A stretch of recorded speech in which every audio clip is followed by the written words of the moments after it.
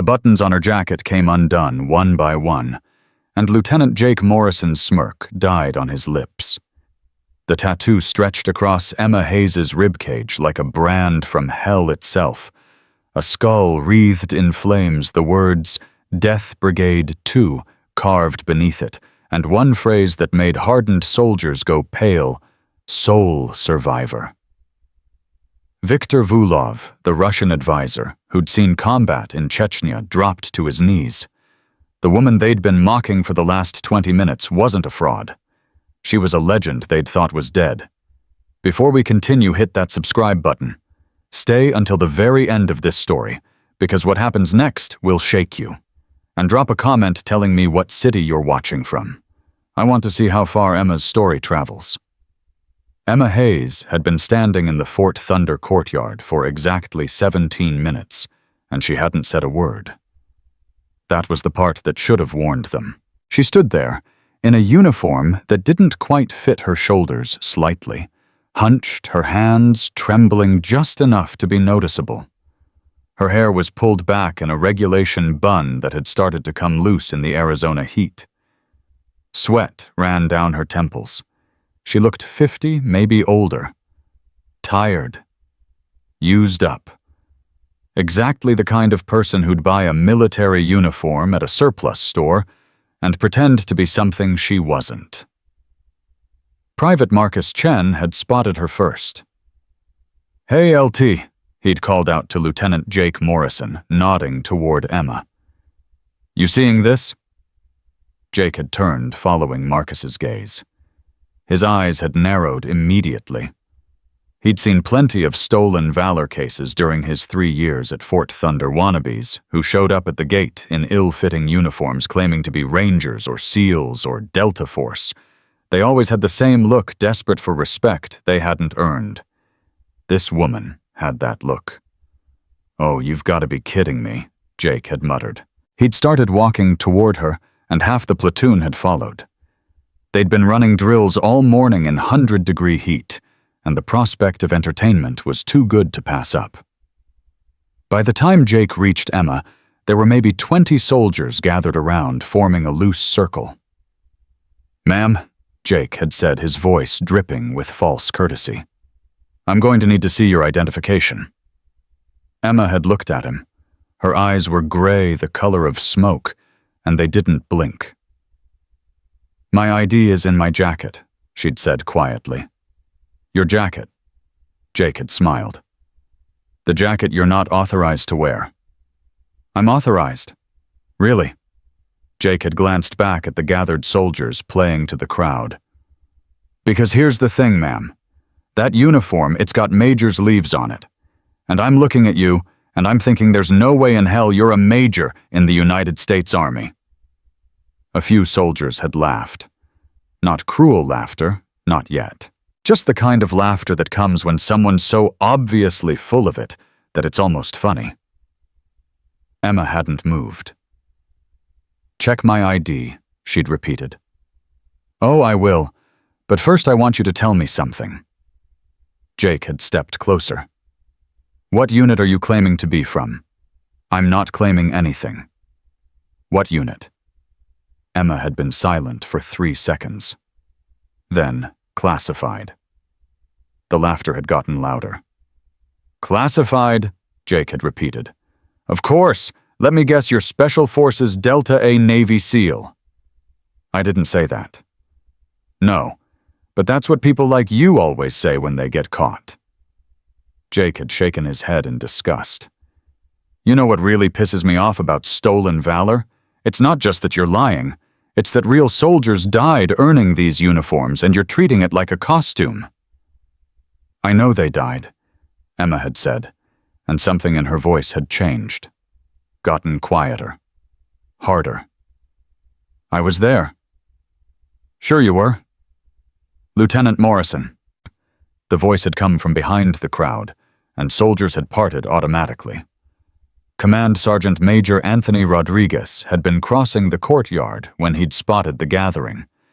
He was 48, built like a tank, with a face that looked like it had been carved from mahogany and experience. "What's going on here?" Rodriguez had asked. "Stolen valor case, Sergeant Major," Jake had said immediately. "This woman showed up wearing a major's uniform. Claims she's classified." Rodriguez had looked at Emma for a long moment. "Did you ask for her ID?" "She said it's in her jacket, Sergeant Major. I was just about to then ask for it." "Yes, Sergeant Major." Jake had turned back to Emma. "Your ID, now." Emma had reached slowly for her jacket pocket. "Stop," Jake had said sharply. Emma had frozen. "Actually, you know what? Before you show me whatever fake ID you've cooked up, I want you to take off that jacket, right now. You don't deserve to wear it." Rodriguez had stepped forward. "Lieutenant, no disrespect, Sergeant Major, but this is exactly the kind of thing we need to stop. She's disrespecting every soldier on this base." Jake had looked at Emma. "The jacket, off, now." The crowd had gone quiet. Emma's hands had moved to the buttons of her jacket. They were shaking worse, now trembling so badly that it took her 3 tries to get the first button undone. The soldiers had watched with a mixture of satisfaction and pity. This was the moment the fraud always broke down, always started crying or making excuses or running away. Emma had gotten the 2nd button undone, then the 3rd. "That's right," someone had muttered from the crowd. "Walk of shame." 4th button. 5th. Emma had pulled the jacket open. Underneath, she was wearing a simple green t-shirt, standard issue. But the t-shirt didn't matter. What mattered was what showed on her left side, visible through the sweat-soaked fabric pressed against her skin, running from her ribcage down to her hip. The tattoo. It was massive, done in black ink that had faded to gray in places, but remained unmistakably detailed. A human skull jaw open in a scream wreathed in flames that seemed to move in the desert heat. Above the skull in stark military letters, Death Brigade 2. Below it, in smaller script, Operation Hellgate 13 in, 1 out.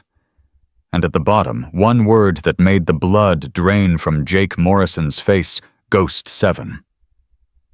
The laughter had died instantly. "Holy shit," Marcus had whispered, because every soldier there knew the stories, the rumors, the legends that weren't supposed to be legends because officially they'd never happened. The Death Brigade didn't exist. Except it did. Except everyone knew it did the same way everyone knew about Area 51, and black sites and operations that never made it into any official record. The Death Brigade was a ghost unit assembled for missions that couldn't be acknowledged, staffed by operators who'd been legally declared dead so they could operate without oversight or accountability. There had been 2 iterations of the Death Brigade. The first had been deployed in 2018 to Syria. All 15 operators had died in a chemical weapons facility that officially had never existed. The second iteration had been assembled in 2019. 13 operators had gone in. 1 had come back. And standing in front of them with her jacket open and her hands still trembling was that one. "Oh God," Jake had said, his voice barely a whisper. "Oh my God." Viktor Vulov had pushed through the crowd. Vulov was the Spetsnaz advisor on loan from the Russian military as part of a joint training program. He was 53, had fought in Chechnya and Georgia and Syria, and had the kind of reputation that made hardened soldiers step aside when he walked past. He'd seen things that would break most men, done things that would damn most souls, and he was afraid of exactly nothing. He'd taken one look at Emma's tattoo and dropped to his knees a Ghost 7. He'd said in Russian, then switched to English. "Major Emma Hayes, the sole survivor." Emma had looked down at him with those smoke-gray eyes. "Get up, Victor. You don't kneel to me." "I kneel to legend," Vulov had said. He'd made the sign of the cross orthodox right to left. I fought in Grozny. I fought in Damascus. I have never seen what you survived. You don't know what I survived. I know enough. Vulov had stood slowly. In Russia, we tell stories about Hellgate. They say one American operator held the line against 200 Quds Force soldiers for 6 hours while her team extracted. They say she carried 3 wounded on her back through 20 kilometers of enemy territory. They say she called in artillery on her own position and walked out of the crater. Those are just stories, Emma had said. Are they? Emma hadn't answered. Rodriguez had stepped forward. Lieutenant Morrison, Private Chen, everyone, back to your barracks, now. But, Sergeant Major, now. The soldiers had scattered, but slowly, reluctantly looking back over their shoulders. Within 30 seconds, the courtyard had been empty except for Rodriguez, Vulov, and Emma. Rodriguez had stood at attention. Major Hayes, Command Sergeant Major Anthony Rodriguez, I apologize for— Don't. Emma had buttoned her jacket back up with shaking hands. This was the test. Rodriguez had blinked. Ma'am, the test. Emma had finally met his eyes. The Pentagon sent me here to rebuild the Death Brigade. 3rd iteration. I needed to see how your soldiers reacted when they thought I was nobody, when they thought they had power over me. You let them humiliate you. I let them show me who they are. Emma's voice had been steady now, colder. Lieutenant Morrison, Private Chen, Private Santos, Corporal Williams, Specialist Jackson. I have their names. I have their faces.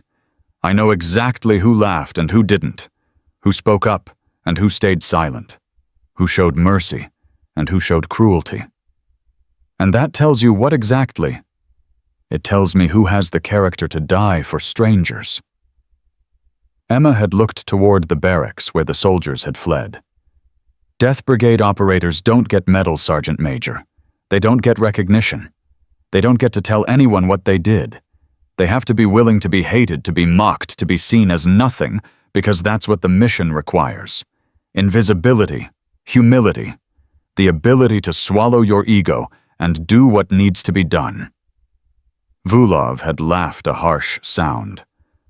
And how many of your soldiers passed this test? 3. Out of 23. Emma had started walking toward the command building. But 3 is all I need to start. The briefing room was empty except for Emma and Rodriguez. She'd requested privacy for what came next, and Rodriguez had granted it immediately. They sat across from each other at a steel table, a single folder between them. How much do you know? Emma asked. About the Death Brigade rumors. Whispers. Nothing official. Then let me make it official. Emma opened the folder. Inside were photos, all of them heavily redacted. In 2019, the Pentagon identified a terrorist cell operating out of the Panjshir Valley in Afghanistan. The cell had acquired 4 nuclear weapons stolen from a Ukrainian facility. They were planning to smuggle them into 4 major American cities: New York, Los Angeles, Chicago, and Houston. Rodriguez leaned forward. A standard Special Forces team couldn't touch them. The weapons were being held in a facility carved into a mountain surrounded by 500 enemy combatants with backup from local warlords and Pakistani intelligence. Any conventional assault would have triggered the weapons. Any airstrike would have spread radiation across Central Asia. So they sent the Death Brigade. They sent 13 operators who didn't officially exist. Emma's hands were shaking again as she turned the photos. Our mission was simple. Infiltrate the facility, locate, and disarm the weapons, and hold the position long enough for extraction teams to arrive. We were told to expect 4 hours of combat, maybe 6 if things went wrong. How long did you fight? 23 hours. Emma's voice went flat. We disarmed the weapons in the first hour. Then the facility was surrounded. Our extraction team couldn't get through. We had two choices: abandon the weapons and try to escape, or hold the position until reinforcements arrived. You held. We held. Emma turned another photo. It showed a man in his 30s, handsome, grinning at the camera. Captain David Park, our team leader. He was shot in the first hour and spent the next 22 bleeding out while coordinating our defense. He died calling in our final coordinates. She turned another photo. A woman this time, maybe 25, with kind eyes. Lieutenant Sarah Chen, our medic. She saved 4 lives before a grenade took her legs. She dragged herself across the floor for 3 hours doing triage before she bled out. Another photo. Sergeant James Wilson. He held the East Corridor alone for 6 hours against waves of enemies. We found him when it was over, sitting against a wall with 43 confirmed kills around him. He'd been dead for an hour, but stayed upright. Rodriguez was silent. Emma went through all 12 photos. 12 names, 12 faces, 12 stories of impossible courage and terrible death. And you, Rodriguez said quietly. Why did you survive? I survived because Captain Park ordered me to. Emma's voice cracked for the first time. At hour 20, when we were down to 3 operators, Park pulled me aside. He said, Emma, someone has to get out. Someone has to tell them what we did here. It's going to be you. You refused. Of course I refused. But Park outranked me. He ordered me to the extraction point and told Wilson to cover me. Wilson died getting me to the helicopter. I left them there, Rodriguez.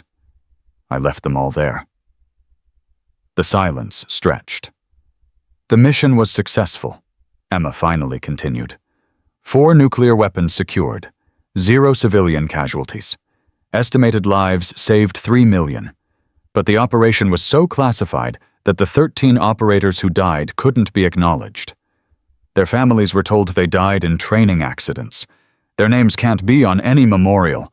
The world doesn't know they existed. That's barbaric. That's necessary. Emma closed the folder.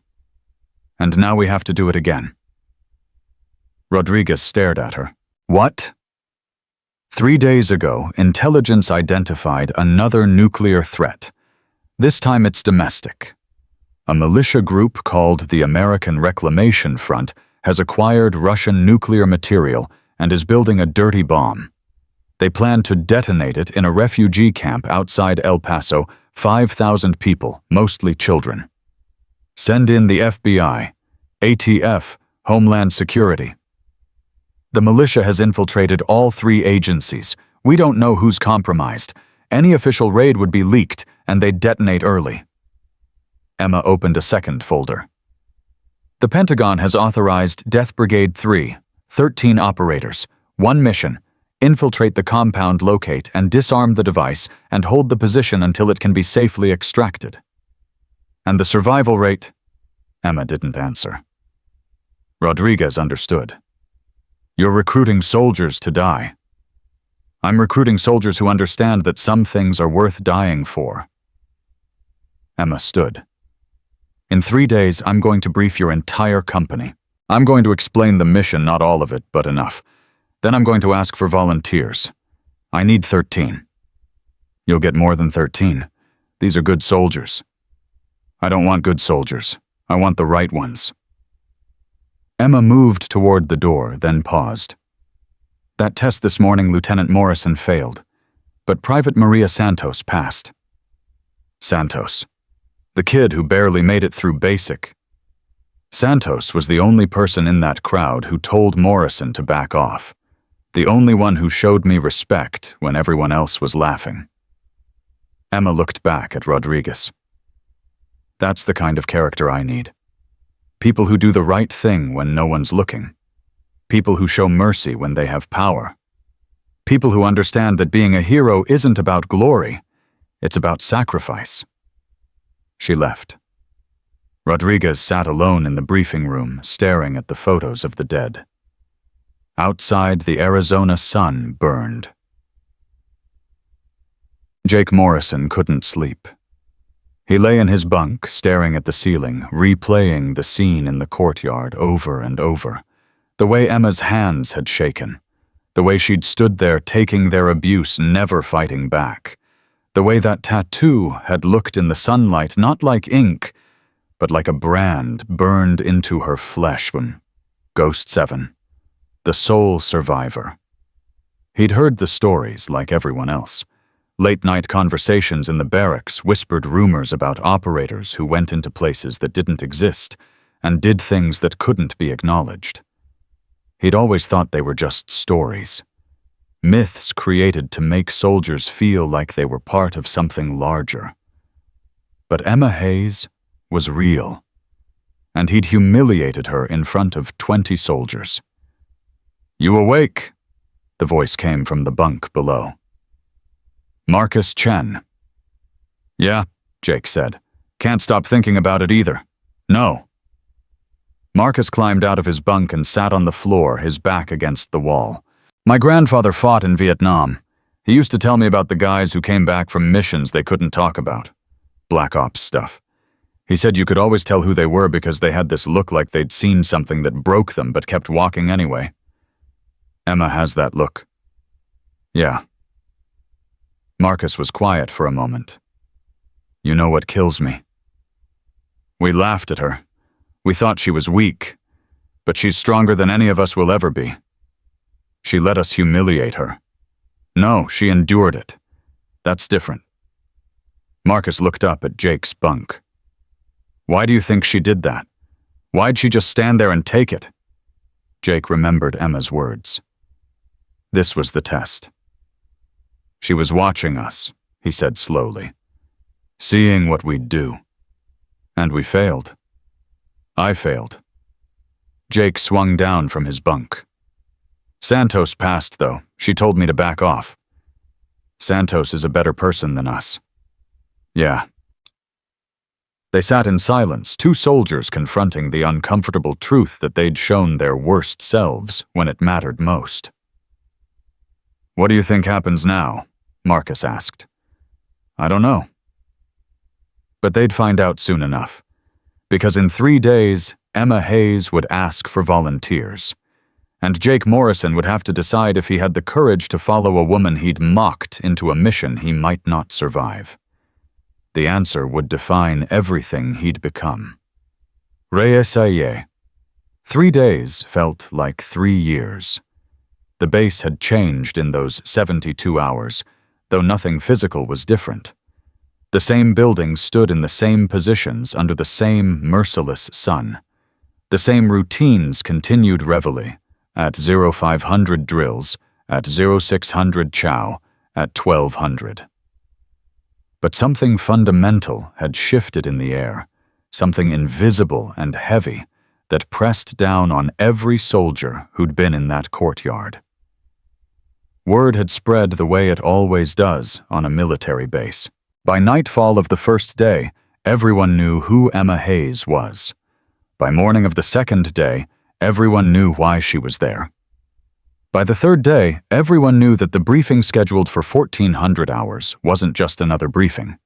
It was a recruitment. And everyone knew what that meant. Maria Santos had spent those 3 days in a state of controlled terror. She was 22 years old, had grown up in El Paso, and had joined the army to escape a home where her father's fists spoke louder than words. Basic training had nearly broken her. She'd finished last in her class, had been counseled twice for failure to meet standards, and had seriously considered quitting every single day for 16 weeks. But she hadn't quit. And now she sat in the barracks bathroom at 0300 hours on the morning of the briefing, staring at her reflection in the mirror, and wondering if she was brave enough to volunteer for something that would definitely kill her. "You're up early." Maria turned. Specialist Lisa Jackson stood in the doorway, also in PT gear, also wide awake, despite the hour.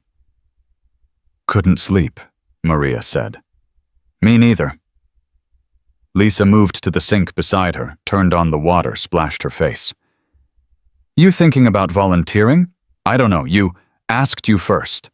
Maria looked back at her reflection. I keep thinking about what my abuela used to say.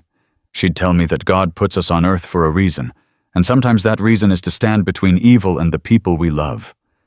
She said that's what saints do. They throw themselves in front of the darkness so others can live in the light. Your grandmother wanted you to be a saint. My grandmother wanted me to matter. Maria's voice was soft. I've never mattered, Lisa. Not at home, not in school, not in basic. I was always the weak one, the one who barely made it, the one everyone had to carry. But in that courtyard, when Lieutenant Morrison was tearing into Major Hayes, I saw something. What? I saw strength that didn't need to prove itself. I saw someone who could have destroyed Morrison with a word, but chose not to. I saw power that looked like weakness, because it was controlled. Maria turned to face Lisa. And I thought maybe that's what real courage looks like. Maybe it's not about being the strongest or the fastest or the best. Maybe it's about being willing to sacrifice when no one's watching. Lisa was quiet for a long moment. Then, my brother died in Iraq. IED. He was 23, had a wife and a baby girl he never got to meet. And you know, what kills me? His death was random. He was just driving down a road and boom, gone. No heroics, no last stand, no great sacrifice. Just bad luck and bad timing. I'm sorry. Don't be. Just listen. Lisa met Maria's eyes in the mirror. I joined because I wanted his death to mean something. I wanted to believe that soldiers die for reasons, for missions, for people they save. But the truth is most military deaths are just accidents and bad luck dressed up in posthumous medals. But this, what Major Hayes is offering, this is different. This is choosing to die for a reason. This is making it count. You're going to volunteer? Yeah. You. Maria didn't answer right away. She thought about her father, about the bruises he'd given her, about the way he'd laughed when she'd said she was joining the army. She thought about basic training, about finishing last, about being the soldier everyone else had to compensate for. She thought about standing in that courtyard 3 days ago and watching a woman endure humiliation with more grace than Maria had ever managed. Yeah, she said finally. I'm going to volunteer. They sat together in the bathroom, 2 young women who'd never been heroes, waiting for the sun to rise so they could offer themselves to the darkness. Across the base, Jake Morrison was having a very different conversation. He sat in Rodriguez's office at 600, having requested an emergency meeting. Rodriguez looked tired, like he hadn't slept much either, but he listened without interrupting, as Jake explained what he wanted to do. Let me get this straight, Rodriguez said when Jake finished. You want to volunteer for the Death Brigade mission? Yes, Sergeant Major. The mission you know is a death sentence. Yes, Sergeant Major. The mission being led by the woman you publicly humiliated 3 days ago. Jake flinched. Yes, Sergeant Major. Rodriguez leaned back in his chair. Why? Because I was wrong. That's not a reason to die, Lieutenant. No, but it's a reason to serve. Jake struggled to find the words. I've been in the Army for 3 years. I've done everything right, followed orders, led my men, maintained standards. But I realized something after that day in the courtyard. I've never been tested. Not really. I've never had to choose between what's easy and what's right when the cost is everything. And you think this mission is that test? I think this mission is the only test that matters. Jake met Rodriguez's eyes. My whole life, I've wanted to be a hero. I wanted medals and recognition and people thanking me for my service. But Major Hayes showed me what real heroism looks like. It looks like standing in a courtyard and taking abuse from people who don't know any better. It looks like carrying the weight of 12 dead teammates and never asking for credit. It looks like volunteering to die so that people you'll never meet can keep living. Pretty speech. It's not a speech, Sergeant Major. It's the truth. Jake's voice cracked. I failed her test. I showed her exactly who I am when I have power over someone weaker. I showed her that I'm cruel and arrogant and more concerned with looking good than being good. But maybe I can show her something different now. Maybe I can prove that people can change. Rodriguez studied him for a long moment. You understand that volunteering won't erase what you did. Major Hayes will remember. Everyone will remember. I'm not trying to erase it. I'm trying to atone for it. Atonement usually doesn't require dying. Maybe not, but it requires sacrifice. Jake stood. With your permission, Sergeant Major, I'd like to be at that briefing this afternoon. Everyone's required to be their lieutenant. It's not optional. I know, but I wanted you to know that when Major Hayes asks for volunteers, my hand will be the first one up. Rodriguez nodded slowly. Dismissed. Jake left, and Rodriguez sat alone in his office thinking about young men who wanted to be heroes and the terrible cost of making that dream come true. The briefing room was packed at 1400 hours. Every soldier at Fort Thunder had been ordered to attend nearly 200 people, crammed into a space designed for half that number. They stood shoulder to shoulder, the air conditioning struggling against the combined heat of so many bodies. The room smelled like sweat and nervous energy. Emma Hayes stood at the front, her uniform crisp, her hands steady now. Beside her was a screen showing a satellite image of what looked like a warehouse compound in the middle of nowhere. Victor Vulov stood to her right, arms crossed, his face unreadable.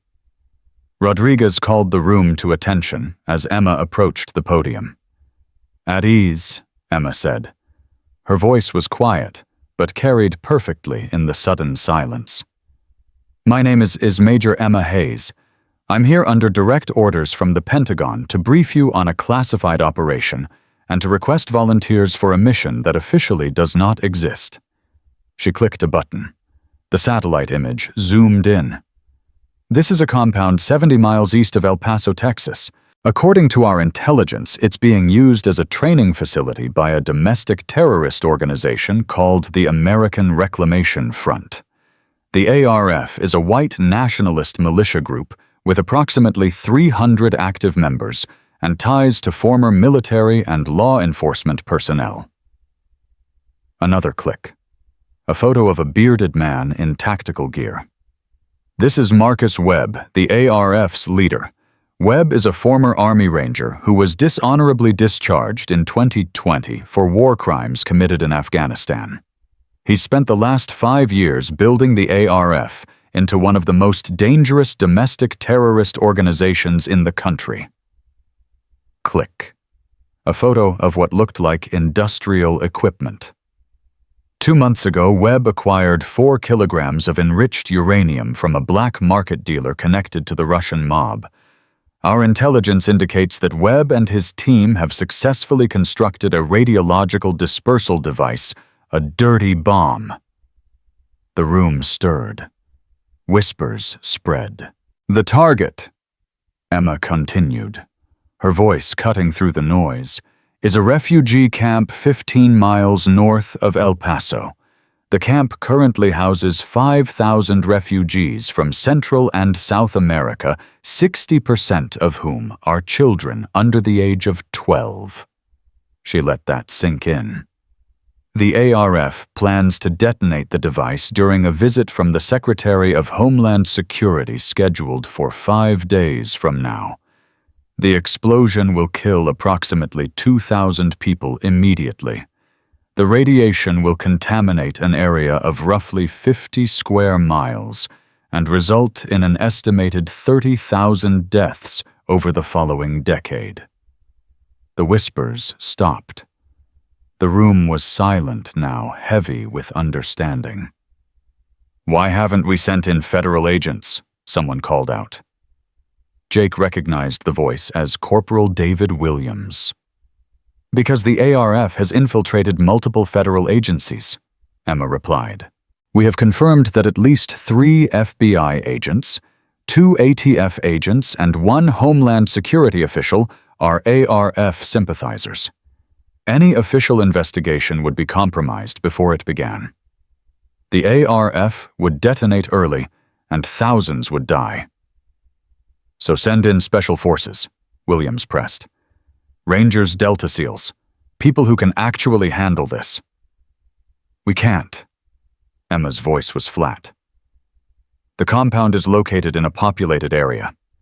Any conventional assault would be detected, and the ARF has orders to detonate immediately if they're attacked.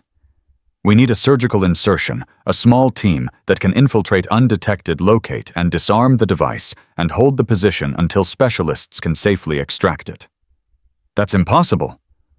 "It's improbable. But it's been done before." Emma clicked the button again. The screen showed a photo of 13 people in military gear, their faces blurred for security. In 2019, a unit called the Death Brigade infiltrated a terrorist facility in Afghanistan and prevented 4 nuclear weapons from being smuggled into American cities. The mission required the team to hold position against 500 enemy combatants for 23 hours. 12 operators died. 1 survived. She paused. "I survived." The room exploded. Questions shouted from every direction, soldiers talking over each other, the noise rising to a roar. Rodriguez stepped forward, his voice like thunder. "Attention!" Silence crashed down again. Emma continued, as if nothing had happened. "The Pentagon has authorized a new iteration of the Death Brigade. I've been ordered to recruit 13 volunteers for the El Paso mission. I'm going to be very clear about what this entails. This is not a rescue mission. This is not a reconnaissance mission. This is a suicide mission." No one spoke. "The 13 operators I select will infiltrate the ARF compound, locate the device, and disable it. Then you will hold your position against approximately 300 heavily armed enemies until extraction can arrive. Based on our tactical analysis, the hold time will be between 8 and 12 hours. "And the survival rate?" someone asked. Emma met the soldier's eyes. "0. The word hung in the air like smoke. "Let me be very clear," Emma said. "I am not asking you to risk your lives. I am asking you to give your lives. If you volunteer for this mission, you will die. Your death will be classified. Your family will be told you died in a training accident. Your name will not appear on any memorial. The world will never know what you did. You will receive no medal, no recognition, no gratitude.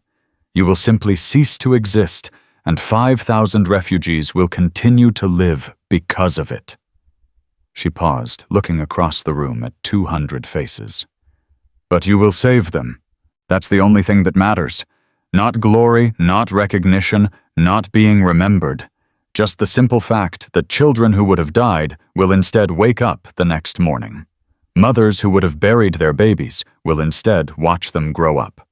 Families that would have been torn apart will stay together. That's what you're dying for. Not your country, not your flag, not abstract concepts of freedom and justice. You're dying so that specific people with specific names and specific dreams get to keep living." The silence was absolute now. "I need 13 volunteers," Emma said. "If you're interested, stay after this briefing. Everyone else is dismissed." Rodriguez barked the order, and the room began to empty. Soldiers filed out quickly, some looking relieved, others looking ashamed. Within 2 minutes, the room had cleared by more than half. But 73 soldiers remained. Emma looked across them, seeing fear and determination in equal measure. She saw Maria Santos standing rigid, her jaw clenched. She saw Lisa Jackson beside Maria, one hand gripping the other woman's arm for support. She saw Jake Morrison at the back, his face pale, but his eyes steady. She saw Viktor Vulov still standing at the front, still with his arms crossed. "Viktor," Emma said quietly, "you're not American. This isn't your fight."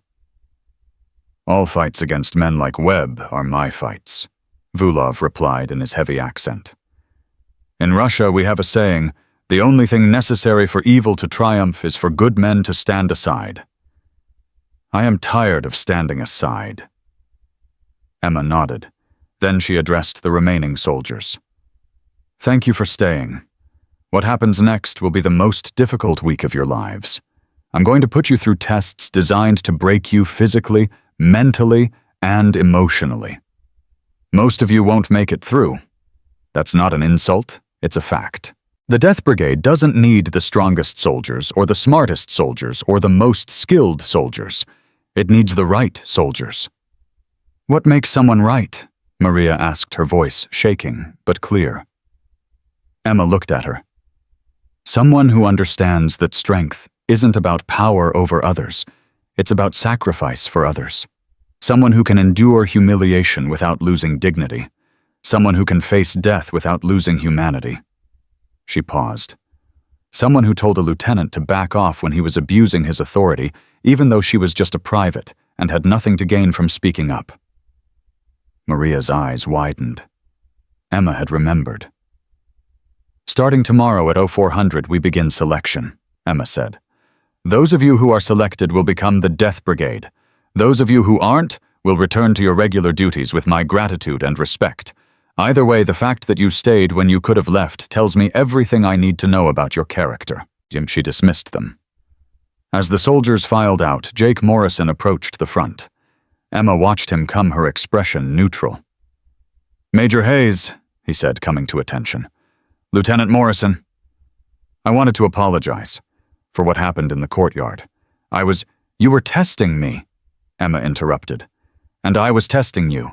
You failed, but failure isn't permanent unless you refuse to learn from it." Jake met her eyes. "I'm volunteering for the mission." "I know. I don't expect you to select me. I know I don't deserve it, but I'm going to show you that I can be better than I was." "Lieutenant," Emma's voice softened slightly. "I didn't fail you because you were cruel. I failed you because you were cruel when you had power. Do you understand the difference?" "Yes, ma'am." "Power reveals character. When you thought I was weak, you chose to humiliate me. That tells me who you are when no one's stopping you. The question now is, who will you be when everything's on the line?" "I'll be someone who dies protecting refugees," Jake said, "instead of someone who mocks a soldier for doing her job." Emma studied him for a long moment. Then, "We'll see. Selection starts at 0400. Don't be late." "Yes, ma'am." Jake left. Rodriguez approached. "You're really going to consider him?" "I'm going to test him," Emma said. "If he breaks, he breaks. If he becomes something better, then maybe he earns his redemption. And if he gets someone killed, then I'll make sure he dies first." Emma's voice was cold. "I don't believe in wasting good soldiers protecting bad ones." Rodriguez nodded slowly. "What do you need from me? Access to the simulation center, full authorization for live fire exercises, and a letter to the families of whoever I select." "What kind of letter?" "The kind that explains their son or daughter died in a training accident." Emma's hands started shaking again. "The kind I had to write for 12 families 5 years ago." She walked out before Rodriguez could respond, leaving him alone in the empty briefing room, surrounded by the ghosts of soldiers not yet dead. That night, Maria Santos sat in the barracks and wrote a letter to her grandmother. She didn't mention the mission, she couldn't, it was classified. But she wrote about finding purpose, about discovering that strength could look like weakness, about finally understanding what her abuela had meant about standing between evil and the people you love. She sealed the letter and addressed it. Then she lay down on her bunk and stared at the ceiling, knowing that in 4 hours her real test would begin. Across the base, Jake Morrison did the same thing. He wrote to his mother apologizing for things he'd never apologized for before, for being arrogant, for thinking he was better than others, for believing that heroism was about glory instead of sacrifice. He didn't tell her about the mission. He just told her that he loved her, and that if anything happened to him, she should know he'd finally figured out what it meant to be a good man. He sealed the letter, put it in his desk drawer, and lay down to sleep. Lisa Jackson wrote to her niece, the daughter her brother never got to meet. She told the girl about her father, about how brave he'd been, about how his death hadn't been meaningless, even though it had felt that way for so long. She told her that sometimes the only way to honor the dead is to live in a way that makes their sacrifice matter. And in her private quarters, Emma Hayes sat alone in the darkness, looking at photos of 12 people who'd died under her command. She touched each face, whispering their names like a prayer, like a promise, like an apology that would never be enough. Captain David Park, Lieutenant Sarah Chen, Sergeant James Wilson, Corporal Michael Torres, Specialist Amanda Foster, Private First Class Robert Kim, Staff Sergeant Jennifer Martinez, Sergeant First Class Thomas Anderson, Corporal Lisa Wright, Specialist John Davis, Private First Class Rachel Lee, Sergeant Mark Thompson. 12 names, 12 faces, 12 ghosts that followed her everywhere. And tomorrow, she would begin the process of creating 13 more. She set the photos down and closed her eyes, knowing that sleep wouldn't come, that it never really came anymore, that the dead don't let you rest when you're the one who walked away. At 0400 hours 73, soldiers stood in formation on the drill field. The desert night was still dark stars scattered across the sky like shrapnel, the air cold enough to see breath. Emma Hayes stood before them in full combat gear, her face illuminated by the floodlights, her expression unreadable. "Today," she said, "we find out who you really are." And selection began. The first test wasn't physical. Emma stood before the 73 soldiers and said something that made half of them immediately question their decision to volunteer. "Strip," she ordered. Silence. "You heard me. Remove your gear, your uniforms, everything except your underwear. You have 60 seconds. Jake Morrison felt his face burn. Around him, soldiers hesitated, looking at each other, waiting for someone else to move first. This had to be some kind of mistake, some kind of test they were supposed to refuse. 50 seconds, Emma said calmly. Maria Santos was the first to move. She pulled off her helmet, then her tactical vest, her hands shaking but determined. Lisa Jackson followed immediately after. Then Viktor Vulov, who'd seen worse humiliations in Chechnya, stripped without hesitation. 40 seconds. The movement spread like a wave. Soldiers began removing their gear, their uniforms piling everything on the ground. Jake forced himself to move his fingers, fumbling with his belt. This was worse than the physical pain he'd been expecting. This was exposure vulnerability, the stripping away of identity. 30 seconds. Because that's what the uniform was, Jake realized as he pulled off his shirt. It was armor. It was who you were when you didn't know who you were. It was rank and authority, and the power to command respect without earning it. 20 seconds. And Emma was taking it away. 10. Jake dropped his pants, standing in his boxers, and nothing else feeling more naked than he'd ever felt in his life. Around him, 73 soldiers stood in their underwear in the freezing desert night, shivering, exposed, equal. Time, Emma said. She walked among them slowly, her boots crunching on sand, her eyes moving from face to face. You want to know why I made you do this? Because the Death Brigade doesn't care about your rank. It doesn't care about your awards or your accomplishments or how many push-ups you can do. It cares about who you are when everything's been stripped away. It cares about whether you can endure humiliation without losing your humanity. She stopped in front of a young corporal Jake didn't recognize. The kid was maybe 20, lean and muscular with the kind of body that screamed athlete. What's your name? Emma asked. Corporal Ryan Mitchell, ma'am. Why'd you volunteer Mitchell? To serve my country, ma'am. Wrong answer. Emma moved on without explanation. She stopped in front of Lisa Jackson. You, Specialist Lisa Jackson, ma'am. I volunteered because my brother died for nothing and I want to die for something. Emma stared at her for a long moment. Better, but still not quite right. She continued down the line, asking the same question, hearing variations of the same answers. Duty, honor, service, country. All of them noble. All of them insufficient. She reached Maria Santos. Private Santos, why did you volunteer? Maria's voice shook. Because there are 5,000 people who don't know they're about to die, and someone has to stand between them and the darkness. Emma nodded slowly. That's the right answer. Not duty, not honor, not glory. Just the simple fact that people need protecting, and you're willing to be the one who does it.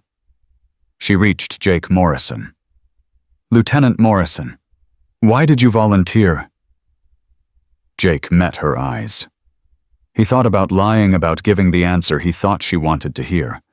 But Emma had already seen through him once. She'd see through him again. Because I need to prove I'm not the person I was 3 days ago, he said. And who were you 3 days ago? I was a man who hurt someone weaker because I could. Because it made me feel powerful. Because I cared more about looking good than being good. Emma's expression didn't change. And who are you now? I don't know yet, ma'am, but I want to find out. Emma studied him for another moment, then moved on. She finished her walk through the formation and returned to the front. Get dressed, she ordered. You have 2 minutes. Soldiers scrambled for their clothes relief washing over them. Jake pulled on his uniform with shaking hands, feeling the fabric against his skin like a second chance. That was test 1, Emma said when everyone was dressed. 43 of you failed. Shock rippled through the formation. If you answered that you volunteered for duty, honor, country, or any variation thereof, you failed. Those are good motivations for soldiers, but the Death Brigade doesn't need good soldiers. It needs people who understand that the mission isn't about serving your country. It's about saving specific human beings who have names and faces and lives that matter. She let that sink in. If I called your name, step forward. Mitchell, Bradley, Chen, not Sarah Chen from medical, the other Chen, Marcus Chen. Rodriguez, Franklin, Stevens. She read off 43 names. 43 soldiers stepped forward, their faces showing confusion, disappointment, anger. You're dismissed from selection, Emma said. Return to your regular duties. Thank you for volunteering. That's it, Corporal Mitchell's voice was sharp with anger.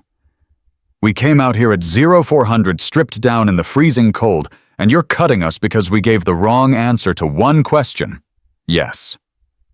That's bullshit, ma'am, with all due respect. No, Corporal, it's clarity. Emma's voice was patient but firm. You said you volunteered to serve your country.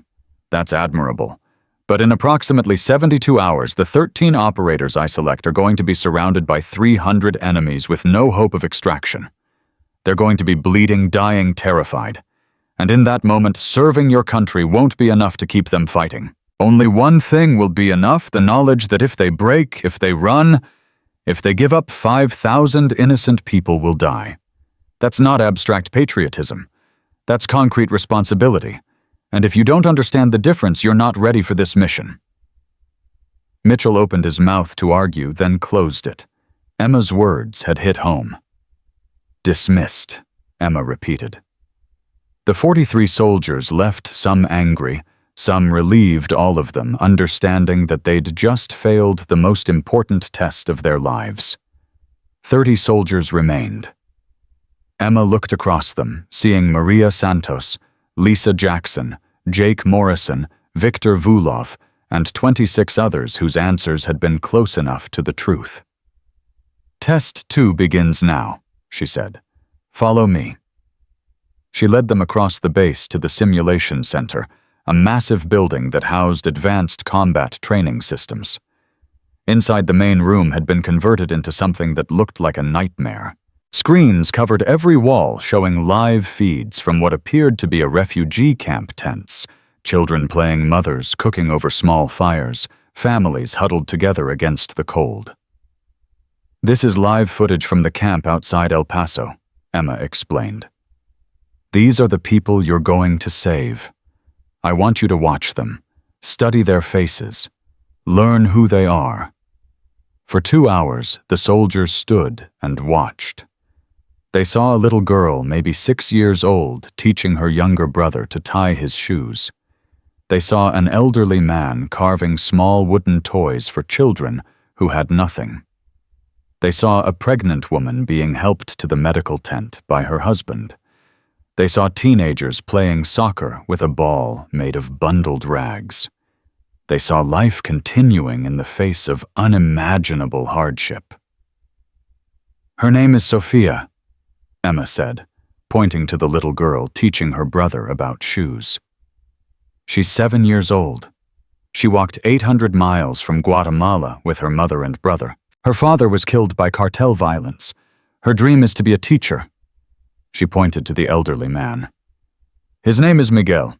He's 73. He was a carpenter in Honduras before MS-13 burned down his shop and threatened to kill his grandchildren. He makes toys because it's the only thing he knows how to do, and he can't stand to see children without something to play with." She pointed to the pregnant woman. "Her name is Carmen. She's 8 months pregnant. She fled El Salvador after her husband was murdered for refusing to join a gang. The baby is a girl. Carmen wants to name her Hope." Emma continued pointing, giving names and stories to face after face. Sofia, Miguel, Carmen, Diego, Ana, Roberto. Maria, not their Maria, but another Maria, a 12-year-old from Nicaragua. Carlos, Elena, Francisco. Names and stories and lives that mattered. "These are the people who die if you fail," Emma said quietly. "Not statistics, not refugees, not abstractions. These specific people with these specific names and these specific dreams. When you're bleeding out in that compound, when you've been shot for the 3rd time, and you can't feel your legs anymore, when every instinct in your body is screaming at you to give up. You need to remember Sophia learning to tie her brother's shoes. You need to remember Miguel carving toys with arthritic hands. You need to remember Carmen hoping for a baby girl named Hope." Several soldiers were crying now. Maria Santos had tears streaming down her face. Lisa Jackson's jaw was clenched so tight, Jake thought her teeth might crack.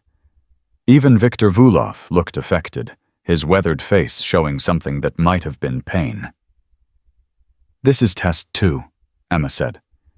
"Can you care about strangers enough to die for them? Not in an abstract way, not as an idea, but as a concrete, specific, personal responsibility. Can you look at Sophia and tell yourself that her life is worth more than yours?" She paused. "If you can't leave now, there's no shame in it. Most people can't make that calculation. Most people value their own lives more than strangers' lives. That's normal. That's human. But the Death Brigade isn't normal. The Death Brigade requires a level of selflessness that borders on pathological. It requires you to value other people's lives more than your own." No one moved. Emma waited 30 seconds. A minute. 2 minutes. No one left.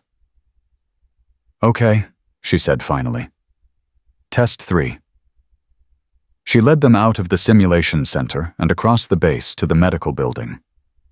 Inside, she took them to a room that Jake had never seen before, a stark white space with 13 hospital beds arranged in rows.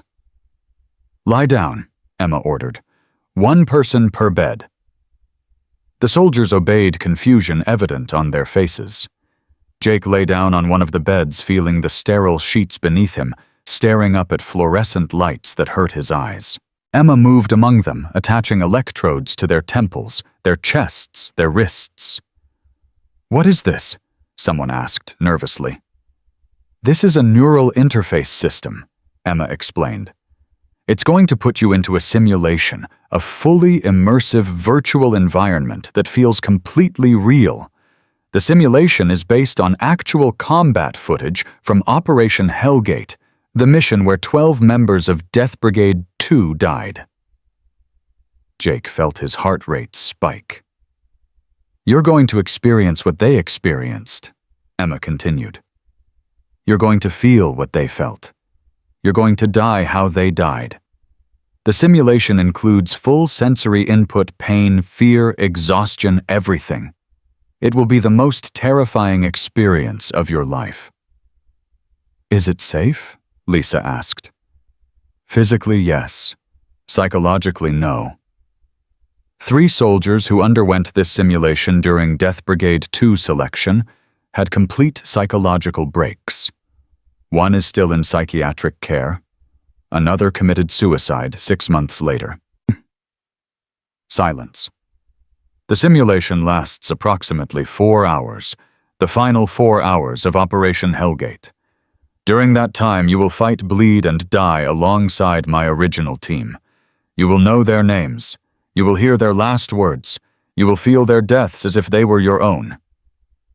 Emma's voice was steady, but Jake could see the tremor in her hands as she adjusted the electrodes. "This is test 3. Can you face death and not break? Can you experience the terror of those final hours and still choose to volunteer? Can you die once and willingly agree to die again?" Maria Santos spoke up, her voice steady despite her fear. "Major Hayes, did you have to do this simulation?" Emma looked at her. "No, Private Santos. I didn't need to simulate it. I lived it." She moved to the control panel. "When you wake up, you'll be back in these beds.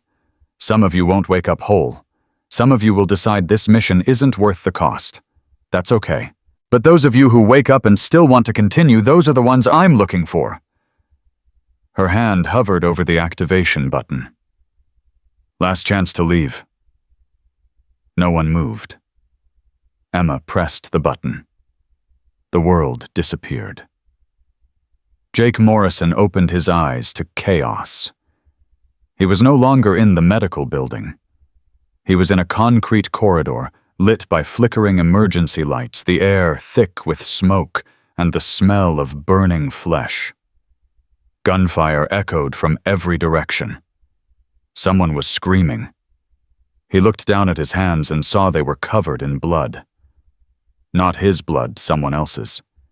He was wearing combat gear he didn't recognize, carrying a weapon he'd never held before. His chest ached where a bullet had struck his vest. His left arm was bleeding from shrapnel. "Morrison, move your ass!" someone shouted. He turned and saw Captain David Park, Emma's team leader, the man who died bleeding out while coordinating defense. Except Park wasn't dead yet. He was alive, young, desperate, with blood soaking through his uniform from a stomach wound. "We've got hostiles breaching from the east corridor," Park yelled. "Get to the barricade and hold them." Jake ran.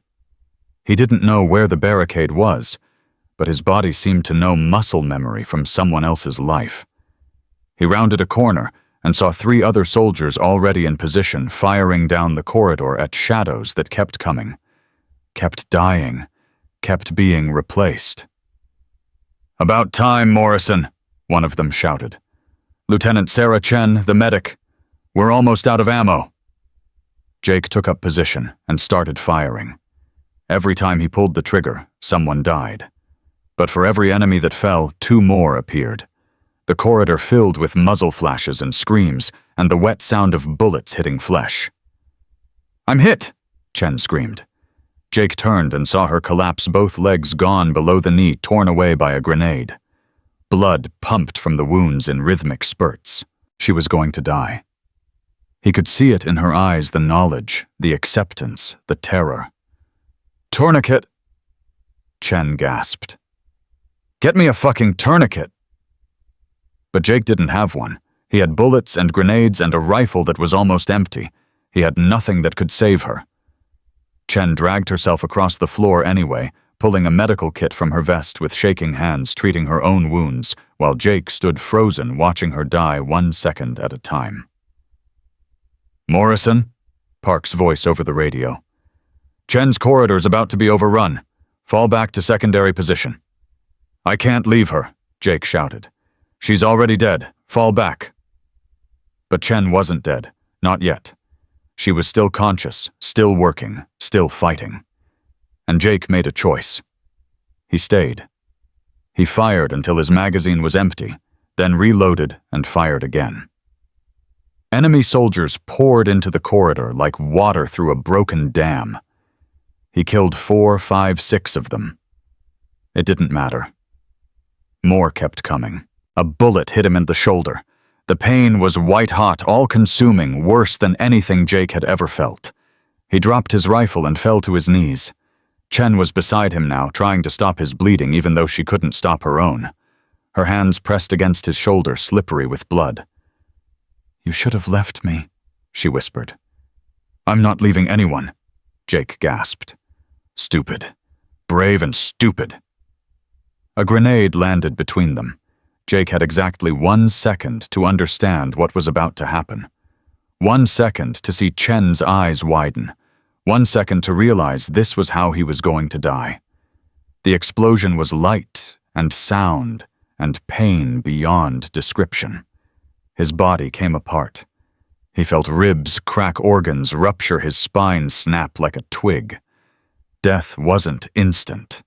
It took 15 seconds for his brain to finally shut down, 15 seconds of agony that felt like 15 years. And then darkness.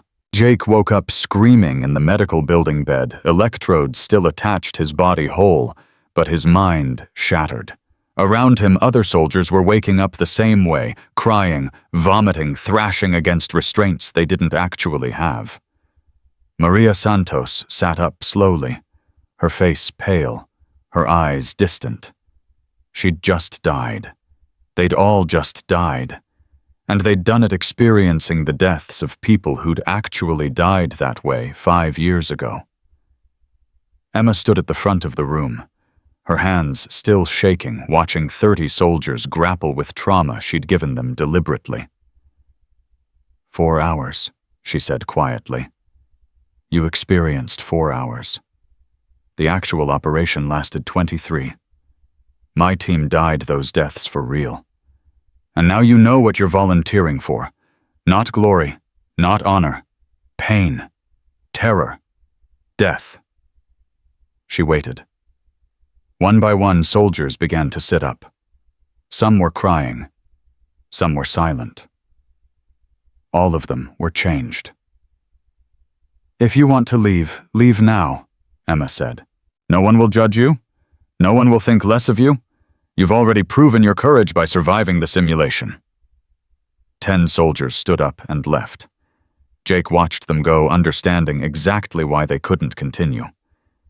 He wanted to leave too. Every cell in his body was screaming at him to run, to get away from this woman and this mission and this death she was offering. But he didn't move. Neither did Maria Santos, or Lisa Jackson, or Victor Vulov. 20 soldiers remained. Test 4, Emma said, and her voice was almost gentle now. Begins in 6 hours. Get some rest. You're going to need it. She left them in the medical building, 20 traumatized soldiers who'd just experienced death, and chosen to stay anyway. Jake Morrison lay back down on his bed, staring at the ceiling, feeling phantom pain from wounds that had never existed. He thought about Chen's last words about staying when Park had ordered him to fall back, about dying, trying to save someone who was already dying. And he understood something fundamental about the Death Brigade. It wasn't about tactics or training or physical capability. It was about being the kind of person who stayed when everyone else left, who fought when fighting was hopeless, who chose certain death over the possibility of living with the knowledge that you could have saved someone but didn't. Across the room, Maria Santos was having a similar realization. In the simulation, she'd died holding a doorway so that wounded soldiers could evacuate. She'd taken 11 bullets. She'd felt every single one. And in her last moment of consciousness, she'd seen the soldiers she'd saved escape. It had been worth it. That's what scared her. Not that she'd died, but that dying had felt worth it. That she'd experienced a level of purpose she'd never felt in regular life. That for 4 simulated hours, she'd finally mattered. Lisa Jackson sat with her head in her hands, trying to stop shaking. She'd died differently, crushed under rubble when part of the facility had collapsed. Slow suffocation, unable to move, unable to breathe, taking 5 minutes to finally lose consciousness. The worst death in the simulation. And she was still here.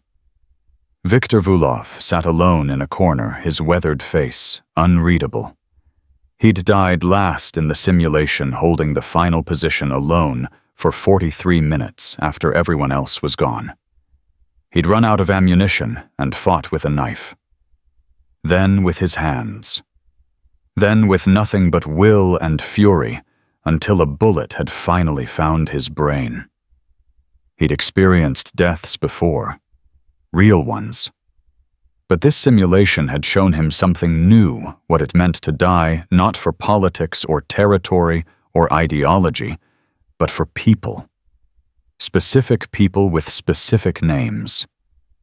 He understood now why Emma's hands shook, why she looked 20 years older than she was, why she volunteered to lead another mission when any sane person would have refused.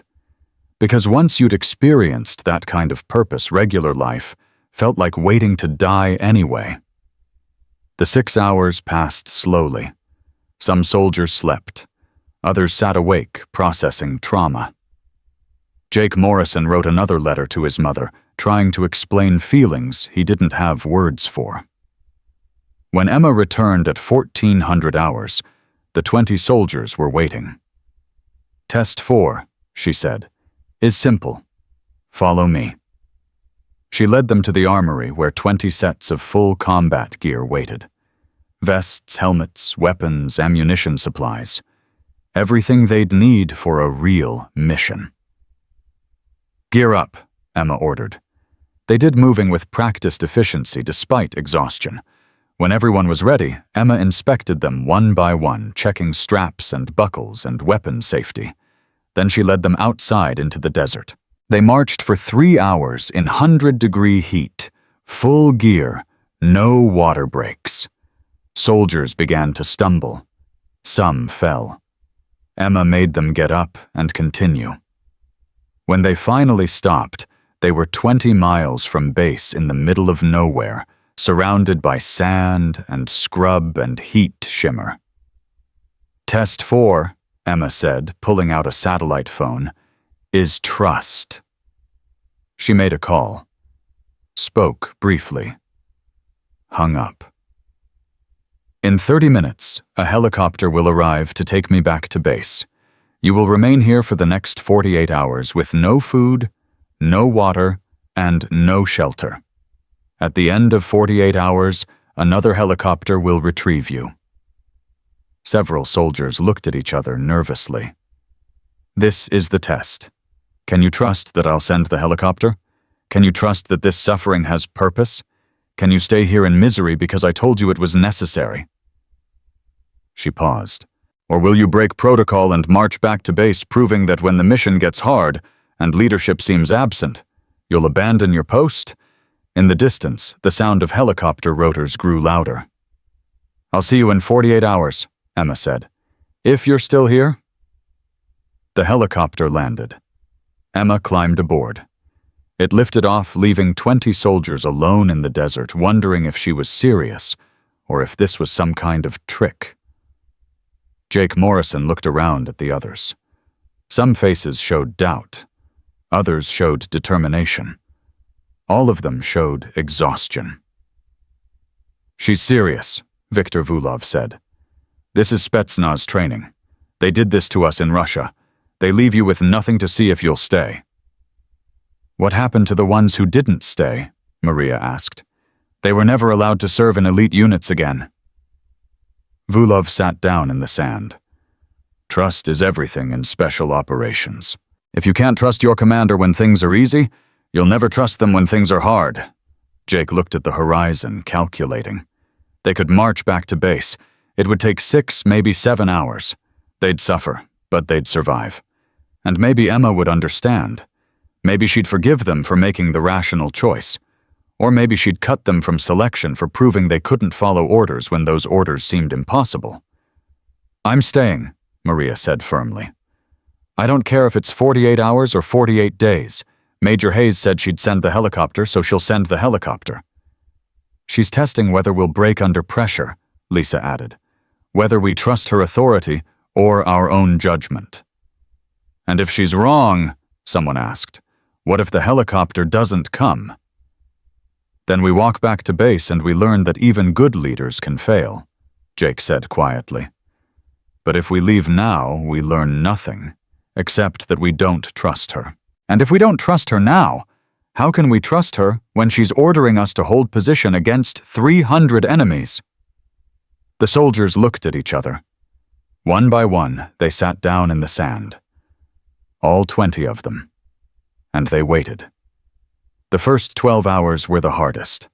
The sun beat down without mercy, turning the desert into an oven that cooked them slowly from the outside in. They had no shade, no water, no relief from the relentless heat that seemed to press down on them like a physical weight. Within 2 hours, Jake Morrison's lips were cracked and bleeding. Within 4, his tongue felt like leather in his mouth. Within 6, he was starting to hallucinate, seeing water where there was only sand. "Talk to me," Maria Santos said, her voice raspy. She'd positioned herself next to Jake, maybe sensing that he was the most likely to break first. "Tell me something. Anything." Jake's throat hurt too much to speak at first. He swallowed, tasting blood, and forced words out.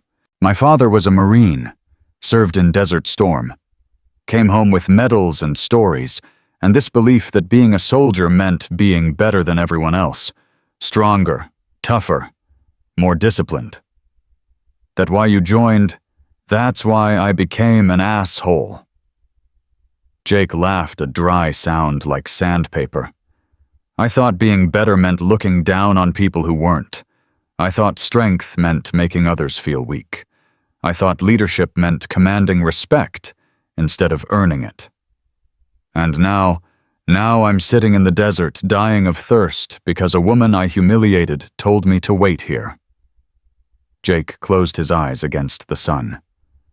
"And I finally understand what my father never taught me. That real strength is doing what you're told, even when you don't understand why. That real leadership is trusting your commander even when every instinct says to run. That being better doesn't mean being superior, it means being willing to suffer for people who will never know your name."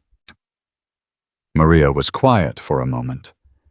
"Then, your father would be proud of who you're becoming." "My father would think I'm an idiot for volunteering to die in a mission that won't even be acknowledged." "Then your father was wrong about what matters." Jake opened his eyes and looked at her. Maria Santos, who'd barely made it through basic training, who'd been the weakest soldier in her platoon, who'd stood up to him in that courtyard when everyone else stayed silent. She was sunburned and dehydrated, and probably in more pain than he was, but her eyes were clear and certain. How are you so sure about this? Jake asked. How do you know we're doing the right thing? Because I've spent my whole life being powerless, Maria said simply. My father beat my mother and I couldn't stop him. My brothers joined gangs and I couldn't save them. I went through basic training and I was too weak to keep up, too slow to excel, too scared to lead. I've never been able to protect anyone. But now I have a chance to save 5,000 people. I have a chance to matter, even if it kills me, especially if it kills me. That's dark. That's honest. Maria looked up at the sky where the sun hung like a burning coin. I used to pray at night and ask God why he made me so weak, why he gave me this life where I couldn't make a difference no matter how hard I tried. And then Major Hayes showed up and gave me the answer. I'm not weak. I'm just strong in a different way. I'm strong enough to die for strangers, and most people aren't. Across from them, Viktor Vulov had been listening. Now he spoke up, his Russian accent thick with dehydration. In Chechnya, I lost my entire squad in an ambush. 12 men. I was the only survivor because I hid under corpses while rebels walked through, shooting anyone who moved. I lay there for 6 hours, covered in my friend's blood, breathing as quietly as possible, praying they wouldn't discover me. When Russian forces finally retook the position, they called me a hero. They gave me medals. But I knew the truth. I survived, because I was a coward. He paused, working moisture into his mouth. I have spent 20 years trying to atone for that cowardice. I have volunteered for every dangerous mission. I have put myself in harm's way again and again, hoping to finally prove that I am not the man who hid under corpses. And I have never succeeded, because you cannot atone for survival by seeking death. You atone for survival by making your continued life worth the cost of those who died. Is that what this mission is for you? Lisa Jackson asked. Atonement. No. This mission is for Sophia and Miguel and Carmen and all the others whose faces Major Hayes showed us. Atonement is selfish. Sacrifice is love. Vulov closed his eyes. I am too old for atonement, but I am not too old to love people I have never met. The conversation died as the sun climbed higher. They sat in silence, conserving energy, trying not to think about water. Some soldiers prayed. Others slept fitfully in the heat. Jake Morrison tried to calculate how long a human could survive without water in this temperature, and decided he didn't want to know the answer. By hour 18, 2 soldiers were showing signs of serious heat exhaustion. One of them, a young private named Anderson, started vomiting his body, rejecting what little moisture remained. The other specialist, Davis, began having seizures. We need to get them back to base, someone said urgently. They're going to die out here. Maria Santos knelt beside Anderson, checking his pulse. His heart rate is dangerously high.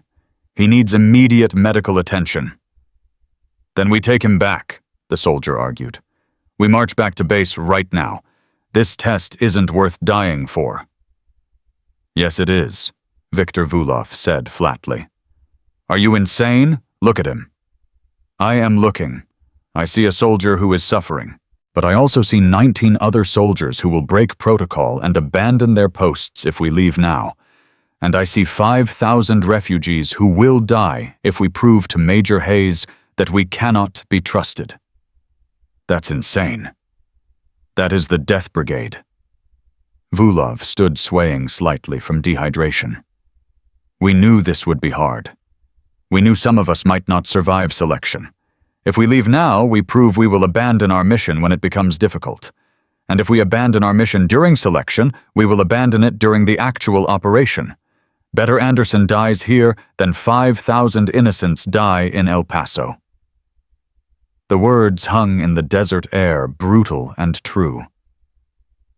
There has to be another way, Lisa Jackson said, but her voice lacked conviction.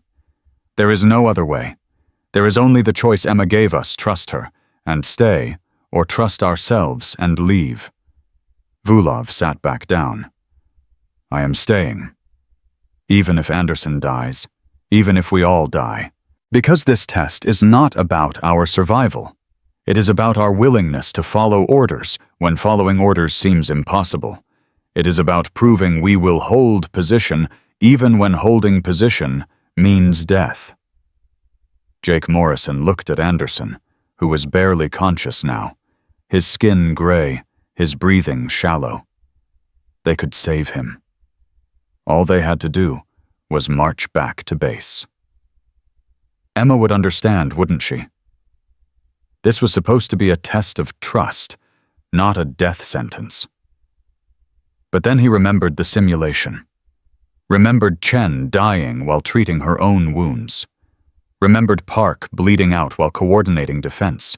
Remembered dying himself and choosing to stay anyway. Vulov's right, Jake heard himself say. We stay. Morrison, that's murder? No, it's war. And in war, sometimes people die so that the mission succeeds. If we leave now, we fail the test. If we fail the test, we don't get selected. If we don't get selected, who's going to stop that bomb? Who's going to save those 5,000 people? Jake looked at Anderson. I'm sorry, but your life isn't worth more than 5,000 others.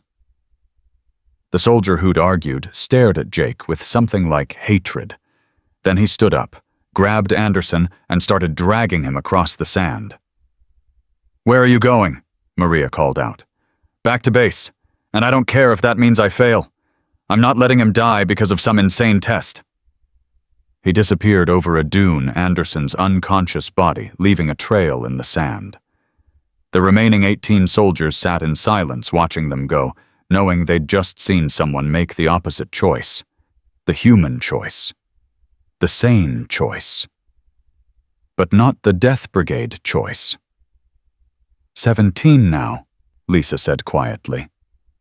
18, Victor corrected. Anderson was unconscious. He did not choose to leave. Only the other one chose. Does the distinction matter? To Emma it will. To the mission it will. Victor looked around at the remaining soldiers. We are 18. We need 13. 5 more will break before this is over. He was right. Over the next 12 hours, 3 more soldiers left. One simply stood up and walked away without explanation. Another started crying and couldn't stop her mind finally breaking under the strain.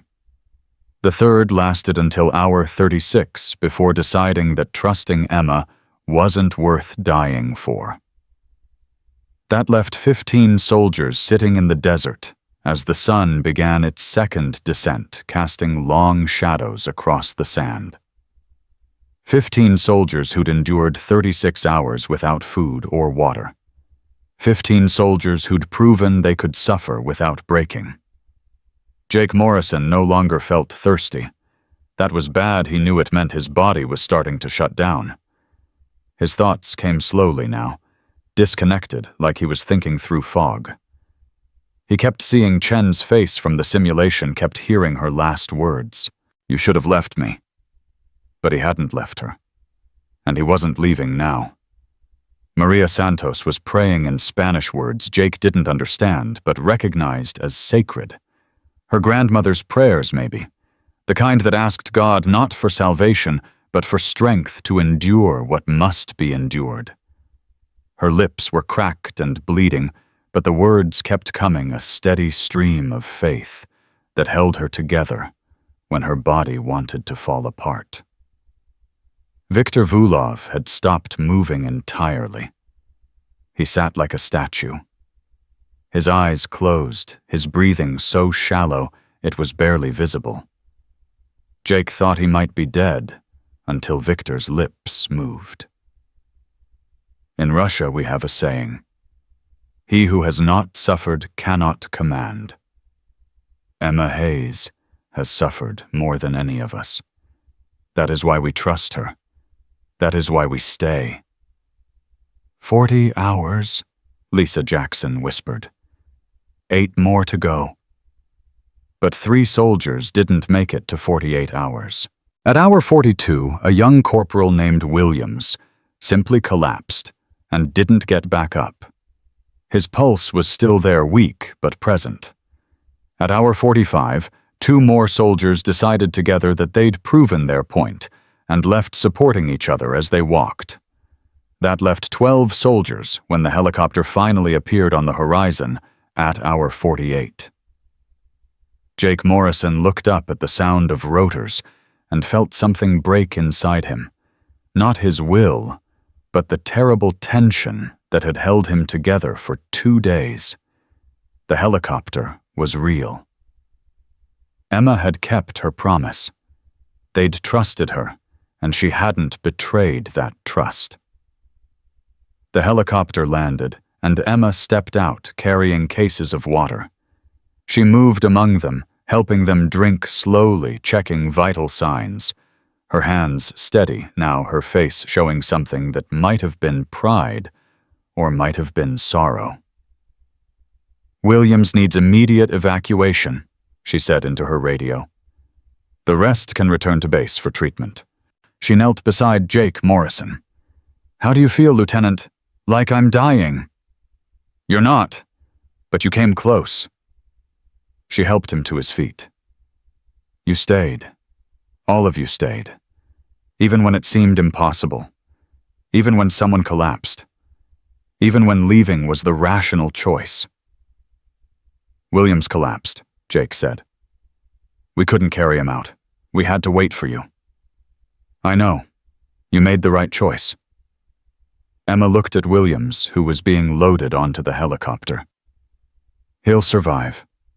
And he proved something important by staying as long as he did. "What did we prove?" Maria asked, her voice barely a whisper. "That you can endure suffering without purpose, accept the promise that purpose will come. That you can trust leadership even when you can't see the plan. That you can hold position even when holding position seems to accomplish nothing." Emma helped Maria stand. "In the actual mission, there will be moments when you don't understand why you're still fighting. When extraction seems like it's never coming. When dying seems pointless. And in those moments, you'll remember these 48 hours. You'll remember that you trusted me, and I kept my promise. And that memory will keep you fighting when everything else fails."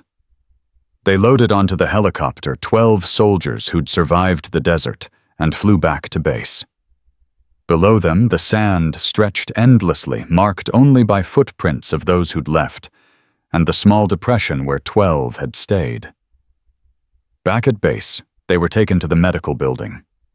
IVs were administered, fluids restored, bodies treated for heat exhaustion and dehydration.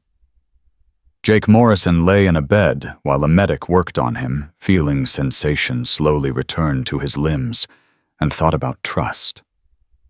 About how Emma had asked them to do something that seemed impossible, and they'd done it. About how that obedience was its own kind of strength. Rodriguez appeared in the doorway, looking at the 12 survivors with something like awe.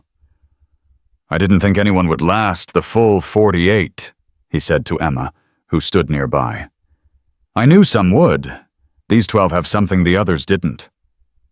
"What's that?" "Faith. Not religious faith, though some have that too. Faith in something larger than themselves. Faith that suffering can have meaning if you choose to give it meaning. Faith that their deaths will matter because they'll make them matter." Rodriguez looked at the soldiers in the beds. 12. You need 13. Williams will recover. He stayed until his body gave out. That's enough. Emma watched as medics worked. "These are my 13. When do you tell them?" "Tomorrow. Tonight they rest. Tomorrow we begin final training." "How long do they have?" 72 hours. Then we deploy." Rodriguez was quiet for a moment.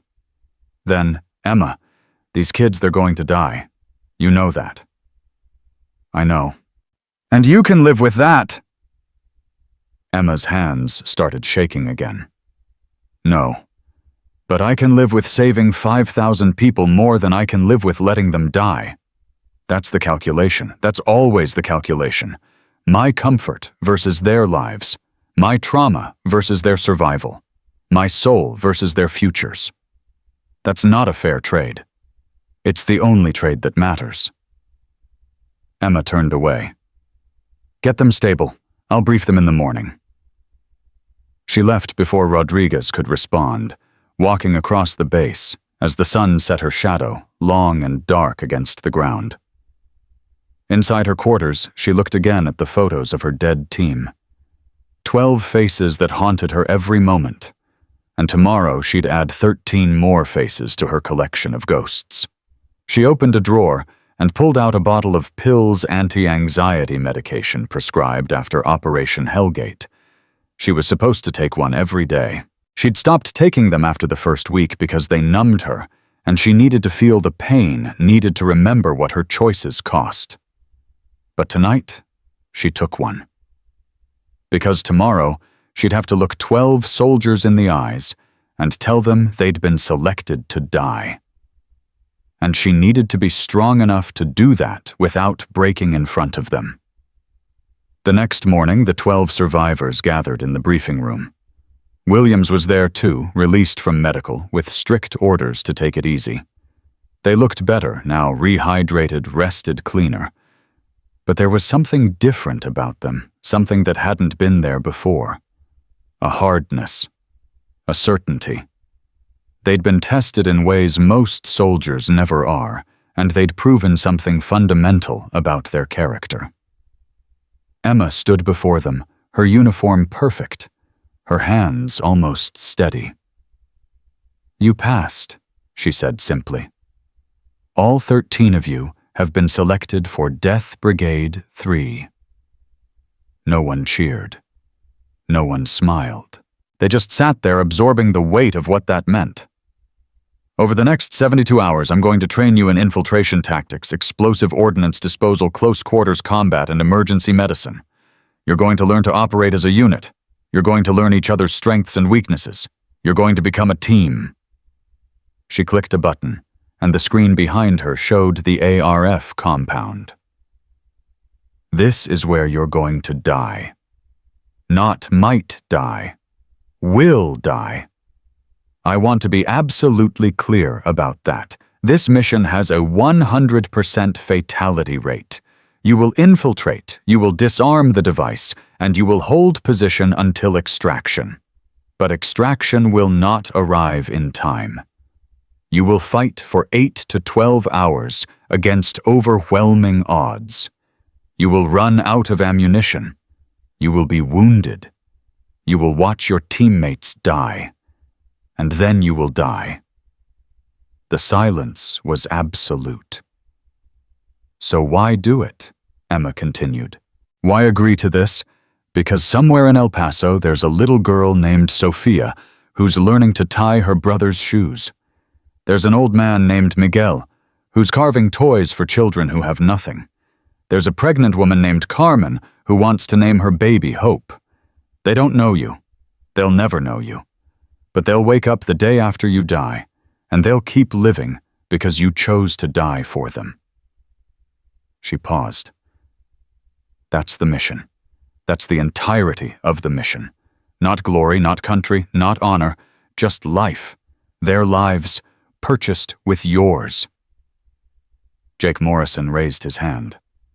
Emma nodded at him. Major Hayes, what happens to our families?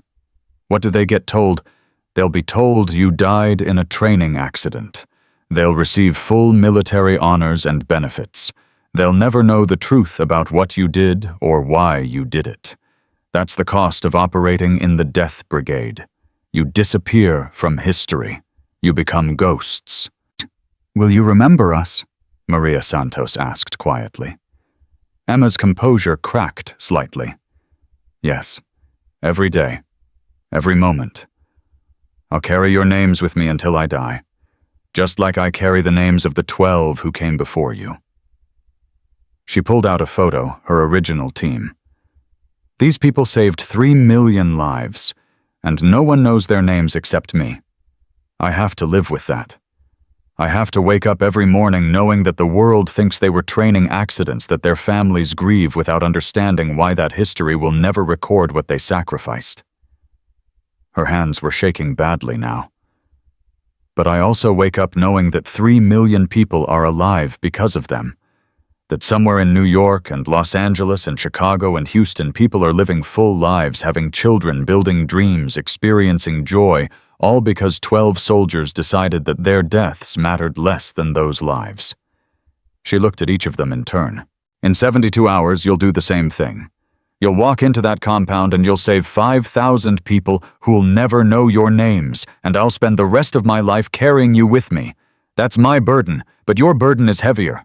Your burden is dying while the world lives on without you. Lisa Jackson spoke up. Major Hayes, what if we fail? What if the bomb detonates anyway? Then we all die for nothing. That's the risk. That's always the risk. But the alternative, doing nothing, letting it happen, saving ourselves while 5,000 people burn, that's not a risk. That's a certainty. At least this way we try. She turned off the screen. Training begins in 1 hour. Report to the simulation center in full gear. You have 12 training runs to become a perfect team. Make them count. They stood to leave, but Emma stopped them with one more question. Does anyone want to back out last chance? No judgment, no consequences. Just tell me now if you can't do this. 13 soldiers looked at each other. 13 soldiers who'd been stripped, humiliated, traumatized, and left to die in the desert. 13 soldiers who'd proven they could endure anything. Not one of them moved toward the door. Good, Emma said, and for the first time since they'd met her, she smiled. Then let's begin. The training runs were nothing like the simulation. They were worse.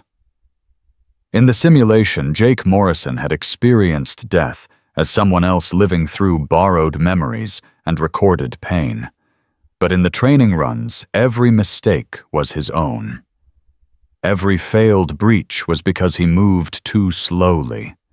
Every wounded teammate was because he missed a target. Every simulated death was a personal failure that would become real in 72 hours. The first run lasted 11 minutes before they were all dead. They stood in the simulation center surrounded by holographic projections of the ARF compound and watched as enemy combatants systematically destroyed them. Emma replayed the sequence in slow motion, pointing out every error with clinical precision. Santos, you breached the door before checking for motion sensors. That triggered the alarm. Jackson, you fired before confirming your target hitting a civilian hostage instead of an enemy. Morrison, you advanced without clearing your corners. Vulov, you called out positions in Russian instead of English, confusing your team. She cycled through all 13 failures, each one a small mistake that had cascaded into catastrophe. In a real operation, those mistakes would kill not just you, but everyone you're trying to save. The ARF has rigged the compound with deadman switches. If they detect infiltration before you reach the device, they detonate immediately. You have to be perfect. Perfect is impossible, Williams said, his voice still weak from heat exhaustion. Perfect is required. Emma reset the simulation. Again. The second run lasted 19 minutes. The third lasted 8. The fourth lasted 32 minutes before an enemy sniper Jake hadn't spotted put a round through Maria's skull. In the simulation, her head snapped back, and blood sprayed across his face, and she dropped like her strings had been cut.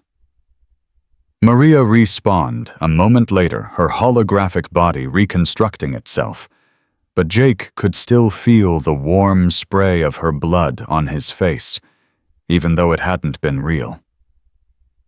Morrison, Emma said. What did you miss? The sniper, second floor east window. Why did you miss him? I was focused on the entry team. And that's why Santos died. In combat, you cannot afford tunnel vision. You must see everything, process everything, respond to everything simultaneously. Otherwise, people die. She reset the simulation again. By the 6th run, they were starting to function as a unit. They'd learned each other's rhythms, each other's tendencies. Jake knew that Maria would always check left before right. Lisa knew that Victor would cover high angles before low ones. They were becoming synchronized, their individual actions flowing together into something larger. The 6th run lasted 47 minutes.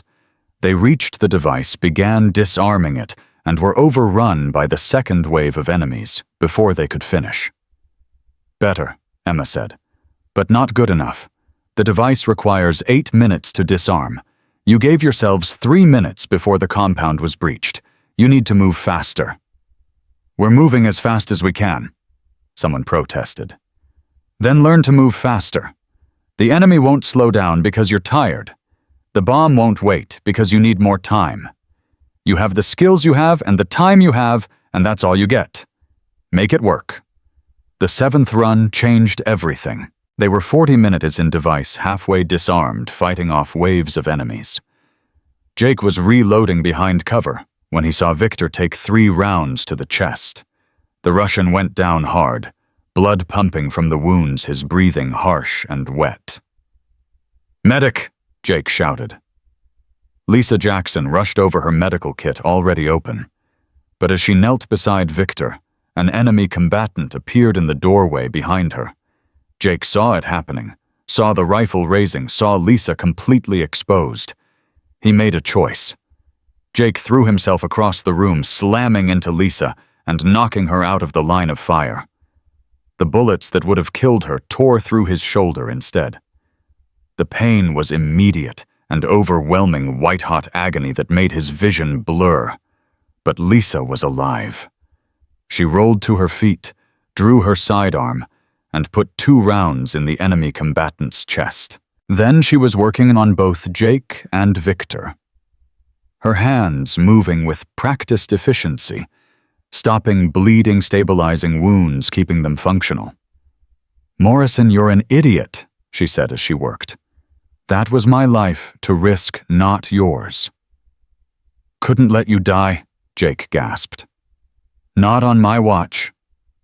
Your watch is over in about 30 seconds when you bleed out." But Jake didn't bleed out. Lisa got him stabilized, got Victor stabilized, and they held position for another 16 minutes before being overrun. The simulation ended with Jake and Maria back-to-back out of ammunition, fighting with knives against enemies that just kept coming. When they respawned, Emma was looking at Jake with an expression he couldn't read. "Lieutenant Morrison, you violated protocol. You left your position to save Jackson. That created a gap in our defensive line that the enemy exploited." "Yes, ma'am." "Do you understand that your action potentially compromised the entire mission?" "Yes, ma'am." "Do you understand that in a real operation, I might order you to let Jackson die if saving her endangers the objective?" Jake met her eyes. "Yes, ma'am. But I also understand that the Death Brigade isn't about completing objectives. It's about saving lives, and I couldn't save 5,000 strangers if I couldn't save one friend." Emma was silent for a long moment. Then she nodded. "That's the right answer. Strategic perfection doesn't matter if we lose our humanity in the pursuit of it. Jackson needed saving, and you saved her. That's what this team does." She looked at all of them. "We're not machines. We're people. And people protect each other. Never forget that." The 8th run was their best yet. They breached clean, moved fast, reached the device with time to spare. Maria disarmed it with 4 minutes left before the alarm was triggered. They set up defensive positions and held for 23 minutes against overwhelming numbers before finally being overrun. 23 minutes. The same amount of time Emma's original team had fought during Operation Hellgate. When the simulation ended, Emma was crying. Not sobbing, not loud, just tears running down her face while she stood perfectly still. "Ma'am," Maria said quietly. 23 minutes. You held for 23 minutes. Emma wiped her face. "My team held for 23 hours. But you're getting closer. You're learning. You're becoming what they were." "Were they perfect?" Lisa asked. "No. They were scared and flawed and made mistakes. But they never stopped fighting. They never gave up. They held position until their bodies literally couldn't hold anymore." Emma pulled herself together. 2 more runs. Then we discuss the actual operation. The 9th run broke them in a different way. They executed perfectly, reached the device, began disarming it. But the simulation introduced a variable they hadn't encountered before: civilian hostages in the compound. Men, women, children that the ARF was using as human shields. "We can't shoot," Jake said, his rifle trained on an enemy combatant holding a child. "There are kids everywhere." "Then we die," Emma said over the comms. "Because the moment you hesitate, the enemy will kill you." "I can't shoot a child." "You're not shooting a child. You're shooting through a child to kill the terrorist holding them. It's not the same thing." But it felt the same. Jake hesitated. The enemy combatant didn't. And Jake died with the image of a terrified child burned into his retinas. They all died within seconds. The entire team wiped out because they couldn't bring themselves to risk civilian casualties. Emma ended the simulation and stood before them with absolute fury in her eyes. "You just killed 5,000 people. Do you understand that you had a clear shot at targets and you didn't take them because you were worried about maybe hitting hostages? So instead of possibly killing 5 innocents, you guaranteed the deaths of 5,000. Is that the calculation you want to make?" "Those were children," Maria protested, her voice shaking. "Yes. And in the refugee camp there are 3,000 children. So what's the math? 5 children versus 3,000. Which group do you value more? They're all valuable. Then prove it by making hard choices. In war, every option is terrible. You don't get to choose between good and evil. You get to choose between evil and worse. And if you can't make that choice, people die." The words hit like physical blows. They stood there, 13 soldiers confronting the reality that saving lives might require taking lives, that their mission to protect innocents might require them to harm innocents. Viktor Vulov spoke up. "In Chechnya, I faced this choice. Rebels were using women and children as shields while they fired at us. We could not shoot without risking the innocents. We could not advance without being killed. So we waited. And while we waited, the rebels executed 6 hostages one by one until we had no choice but to assault. All 6 died. 3 rebels died. 4 of my men died. And the remaining hostages were traumatized beyond recovery." He paused. "I learned that day that mercy has a cost. Sometimes the cost is acceptable. Sometimes it is not. But you must make the calculation. You must decide what you can live with and what you cannot die with. Because in the field, hesitation kills everyone." Emma nodded. "Run 10. Same scenario. Make different choices." The 10th run was the hardest thing Jake Morrison had ever done. When the enemy combatant grabbed a child and used her as a shield, Jake aimed carefully and took the shot. The bullet passed within inches of the child's head and struck the combatant in the throat. The man dropped. The child screamed. And Jake kept moving, kept fighting, kept making impossible choices because the alternative was worse. They all made those choices. Maria shot through a hostage to hit a target. Lisa threw a grenade into a room with civilians because she'd confirmed 4 armed combatants inside. Victor called in suppressing fire on a position where hostages were being held because breaching without fire support would get the team killed. They completed the run. They disarmed the device. They held position for 18 minutes. And when the simulation ended, 3 of them were vomiting from the psychological strain of what they'd just done. "That's what this mission requires," Emma said quietly. "The willingness to make choices that will haunt you forever. The strength to do terrible things for good reasons. The courage to live with guilt if it means others get to live without it." She looked at them, saw the damage she'd done to their souls, saw the necessary cruelty of transforming good people into effective weapons. "The 11th run is tomorrow. Tonight you rest, you process, you prepare. Because in 48 hours, this becomes real." They dispersed slowly, each of them carrying the weight of simulated decisions that would soon become actual ones. Jake Morrison went to the chapel. He wasn't religious, but he needed somewhere quiet to think about what he'd become. He found Maria Santos already there, kneeling in a pew, praying in Spanish. Jake sat behind her, not praying, just existing in the silence. When Maria finished, she turned and saw him. "I killed a child today," she said. "Not in reality, but in my heart I killed her. I aimed my weapon at a terrorist holding a little girl and I took the shot. And if I'd missed by 2 inches, that girl would be dead because of me. You didn't miss." "But I could have. And I took the shot anyway. What does that make me?" Jake thought about it.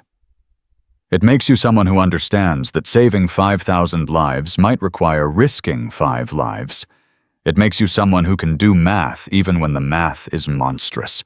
It makes you Death Brigade. Is that supposed to comfort me? No. Nothing about this is supposed to be comfortable. We're volunteering to die for strangers. We're volunteering to make choices that will destroy us psychologically so that others can keep living. Comfort isn't part of the equation." Maria was quiet for a moment. Then, "My grandmother used to say that saints suffer, so sinners don't have to. That God puts certain people on earth to absorb the darkness, so others can live in the light. I used to think she was talking about Jesus, but maybe she was talking about people like us, people who take the evil of the world into themselves, so others don't have to carry it." "That's a heavy way to think about it. Do you have a lighter way?" Jake didn't. They sat together in the chapel, 2 soldiers contemplating the weight of sanctification purchased through violence, wondering if salvation could come from damnation. The 11th run happened at dawn. Emma had modified the simulation one final time, adding the element they all knew was coming, but had been dreading the final stand. They executed perfectly. They breached, they disarmed, they set defensive positions. And then they waited. The simulation clock showed that extraction was 45 minutes away. But the first wave of enemies hit at 37 minutes. They held. They fought with precision and coordination, each soldier covering others, each position supporting the next. They repelled the first wave with minimal casualties. The second wave came 14 minutes later. They held again, but Williams took a round through his lung, and Lisa had to work on him while fighting. The third wave came with heavy weapons. The simulation showed RPGs tearing through their positions, machine gun fire suppressing their ability to return shots, snipers picking off anyone who exposed themselves. They adapted, they survived, but they were losing ground. At hour 1, they'd lost 3 soldiers. At hour 2, they'd lost 6. At hour 3, only 5 remained Jake. Maria, Lisa, Victor, and Williams, who was barely conscious but still firing. "Extraction is 15 minutes out," Emma's voice said over the comms. "We won't last 15 minutes," Jake replied, reloading his rifle with shaking hands. "Then last 16, because extraction can't speed up and the enemy won't slow down. You have what you have. Make it work." They made it work. They burned through ammunition, they used their fallen teammates' weapons, they fought with everything they had.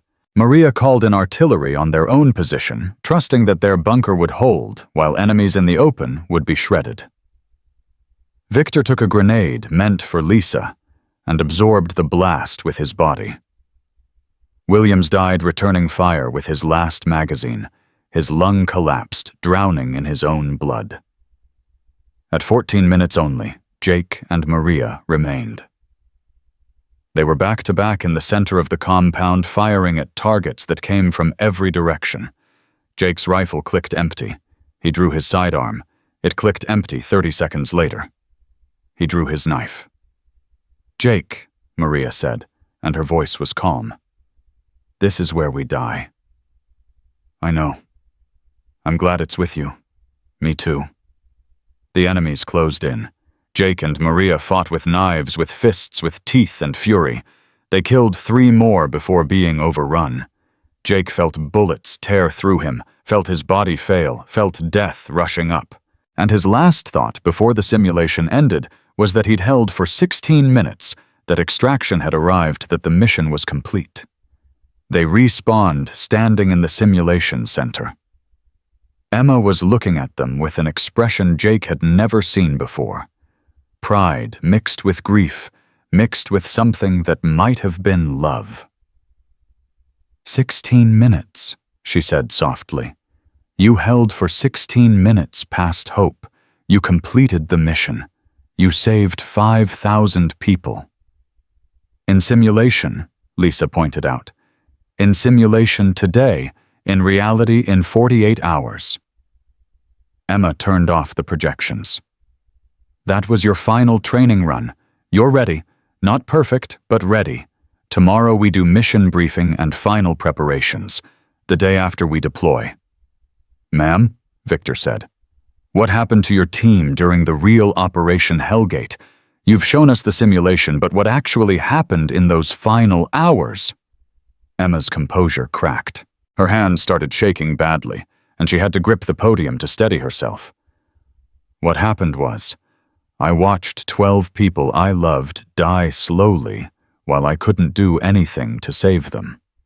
What happened was Captain Park bled for 22 hours and stayed conscious the entire time coordinating our defense while his intestines leaked into his abdominal cavity. What happened was Lieutenant Chen lost her legs and spent 3 hours dragging herself across the floor doing triage before she bled out. What happened was I had to leave them there, had to fly away while they were still dying because Park ordered me to survive and tell their story.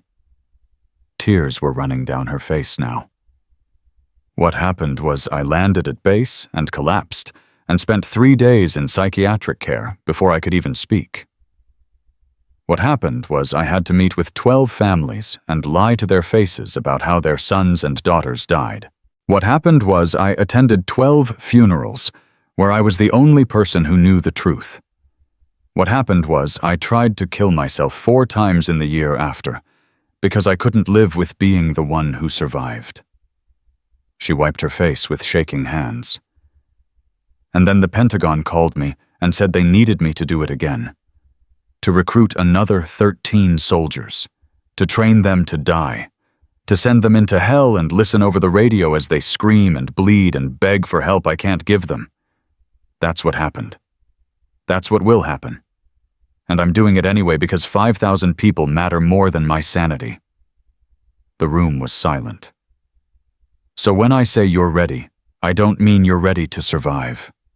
I mean you're ready to die well. To die with purpose. To die knowing that your death purchased something that mattered. That's all I can give you. That's all anyone can give you. She straightened, forcing professionalism back into her posture. You have 24 hours of freedom. Spend them however you want. Write letters. Make calls.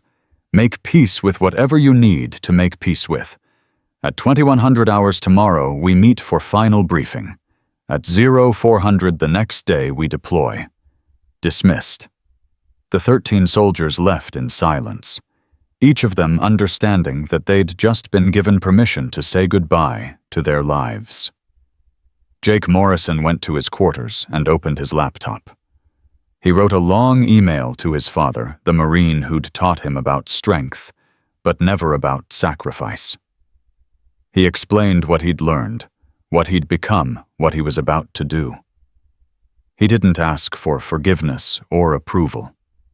He just wanted his father to know that he'd finally understood what being a soldier really meant. He didn't send the email. It would be sent automatically if he didn't cancel it within 72 hours. That's how the Death Brigade worked, automated messages programmed to deploy when you didn't come back. Maria Santos called her grandmother. She didn't explain the mission, couldn't explain the mission, but she told her abuela that she loved her, that she was doing something important, that she'd finally found a way to matter. Her grandmother cried and told her to be safe, and Maria lied and said she would be. Lisa Jackson visited her niece, her brother's daughter, who'd never met him. She held the little girl and told her stories about her father, about his courage, about how he'd died serving something larger than himself. She didn't mention that she was about to do the same thing. She just wanted the girl to know that heroism ran in their family, even if that heroism was invisible. Viktor Vulov wrote a letter to his old commander in Russia. He explained that he'd finally found a way to atone for surviving when his squad had died. That he was going to die protecting children he'd never met, and that felt right. That felt like enough. He sealed the letter and left it with Rodriguez to mail after he was gone. Williams called his mother. Jackson called her sister. Santos called an old teacher who'd believed in her when no one else did. One by one, 13 soldiers made peace with their lives, said goodbye in ways that couldn't be recognized as goodbyes, and prepared to disappear from history. That night, Jake Morrison couldn't sleep. He lay in his bunk thinking about Sophia and Miguel and Carmen and all the faces Emma had shown them. He thought about the choices he'd made in the simulation, the shots he'd taken, the risks he'd accepted. He thought about dying, about what it would feel like, about whether he'd be brave or whether he'd break. "You awake?" Maria's voice from the darkness. "Yeah. Me too. Everyone is." Jake sat up and looked around. In the dim light, he could see all 12 of his teammates lying awake in their bunks, staring at ceilings, contemplating mortality. "We should talk," Lisa said. "All of us. One last time before it's real." They gathered in the common area, 13 soldiers in their sleep clothes, sitting in a circle like children at a campfire. For a long moment, no one spoke. Then Victor broke the silence. "I want you all to know something. In Russia, when soldiers go into battle knowing they will die, they make promises to each other. Promises about what they will do in their final moments. Promises about how they will face death." "What kind of promises?" Williams asked. "That they will not beg, that they will not betray, that they will die as they lived with honor and courage and faith in something larger than themselves." Victor looked at each of them. "I want to make that promise to you. When I die, I will not scream for rescue that cannot come. I will not cry for mercy from enemies who have none. I will fight until my body fails, and then I will die quietly, so you do not have to hear me suffer." "That's grim as hell, Victor," Lisa said. "That is truth, and truth is better than comfort." He looked at Jake. "Will you make the same promise?" Jake thought about it. About dying, about fear, about the human instinct to beg for life when death comes calling. Could he promise to die quietly? Could he promise to face the end with dignity? "Yeah," he said finally. "I promise." One by one, they all made the promise. 13 soldiers agreeing that when their ends came, they'd face them without begging, without breaking, without giving their teammates the burden of listening to them die badly. It was the most solemn thing Jake had ever been part of. "I have a different promise," Maria said. When I die, I want someone to remember Sophia, the little girl learning to tie shoes. I want someone to know that I died thinking about her, hoping she grows up to be a teacher, believing that my death purchased her life. I'll remember, Lisa said. We all will, Jake added. They sat together until dawn, 13 people becoming something more than a team, becoming a family bound by the knowledge that they were going to die together for strangers they'd never meet. When the sun rose, they were ready.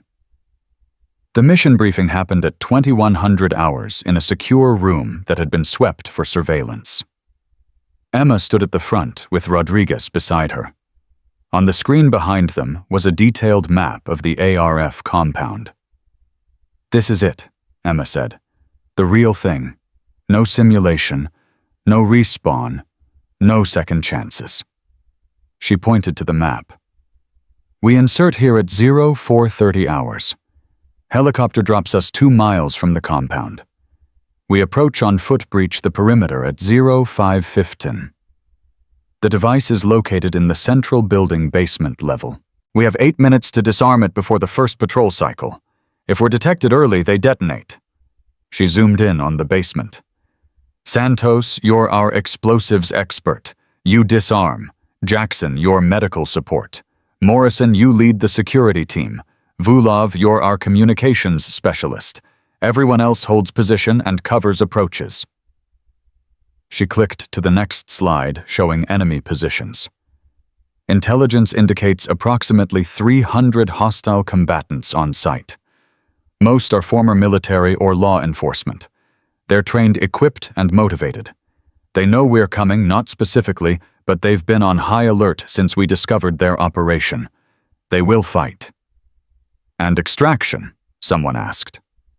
Emma's expression went dark. Extraction arrives 12 hours after disarmament. That's the official timeline. But intelligence also indicates that the ARF will mount a full-scale counterattack within 30 minutes of breach. You'll be holding for at least 11.5 hours against overwhelming force. Can we last that long? No. The word was absolute. You cannot last that long. The simulation proved that, but you don't have to. You just have to protect the device until extraction can secure it. Even if you're all dead, as long as the device is intact and the area is held, the mission succeeds. She let that sink in. So here's the actual mission parameters. You will infiltrate. You will disarm. You will hold as long as humanly possible. You will die. But you will die knowing that 5,000 people are going to wake up tomorrow because you didn't let evil win. Emma looked at each of them. Any questions? Yeah, Jake said. When do we leave? Emma checked her watch. 7 hours. Get your gear, make your peace, and meet at the airfield at 0400. We fly at 0430. Ma'am, Maria said. Will you be there in the field? No. The Death Brigade commander doesn't deploy. I'll be in tactical command at base, listening over comms, coordinating support that won't arrive in time. Emma's voice broke. I'll be listening as you die.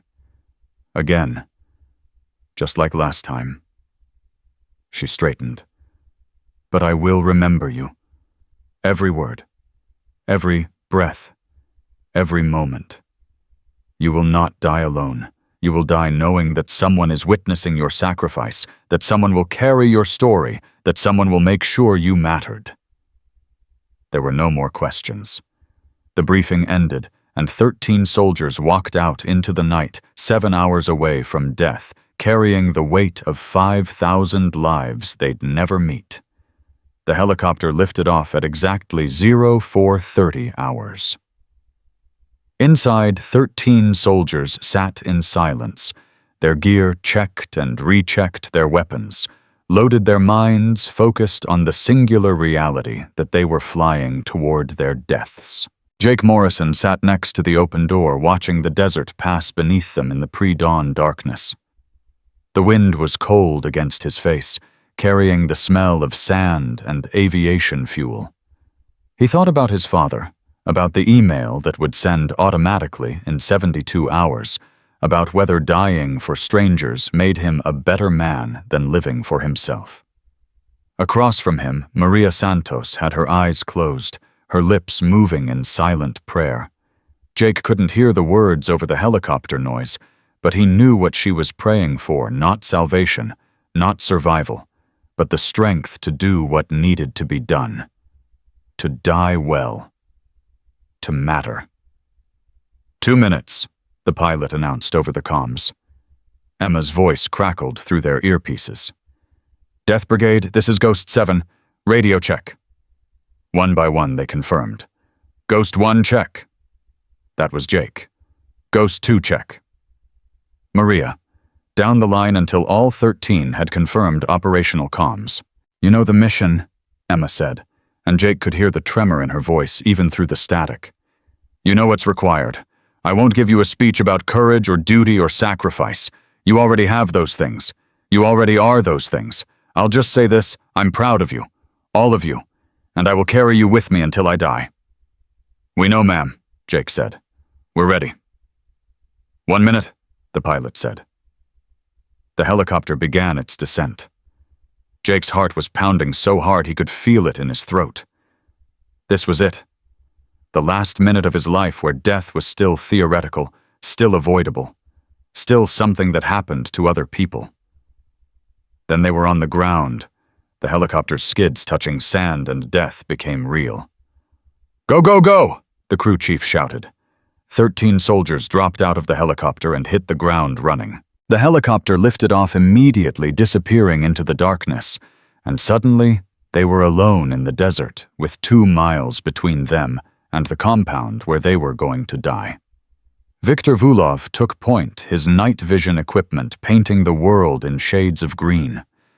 Behind him, the team moved in formation, weapons ready, every sense alert. They'd practiced this approach 100 times in simulation. But simulation didn't include the weight of real gear, the burn of real muscles, the knowledge that this march ended in real death. They moved in silence, communicating with hand signals, covering ground quickly but carefully. At 1 mile out, they stopped and went prone, observing the compound through scopes and night vision. The compound looked exactly like the intelligence photos, a cluster of buildings surrounded by a chain-link fence guard towers at 3 corners, patrol routes, visible as thermal signatures moving in predictable patterns. 300 enemies somewhere inside those buildings, sleeping or planning or preparing for violence. Ghost 7. This is Ghost 1, Jake whispered into his comms. We have eyes on target, proceeding to breach point. Copy, Ghost 1, Emma's voice replied. Be advised, satellite shows increased activity in the north building. They may be on alert. Acknowledged. Jake signaled the team. They moved forward slower now, using every bit of cover the terrain provided.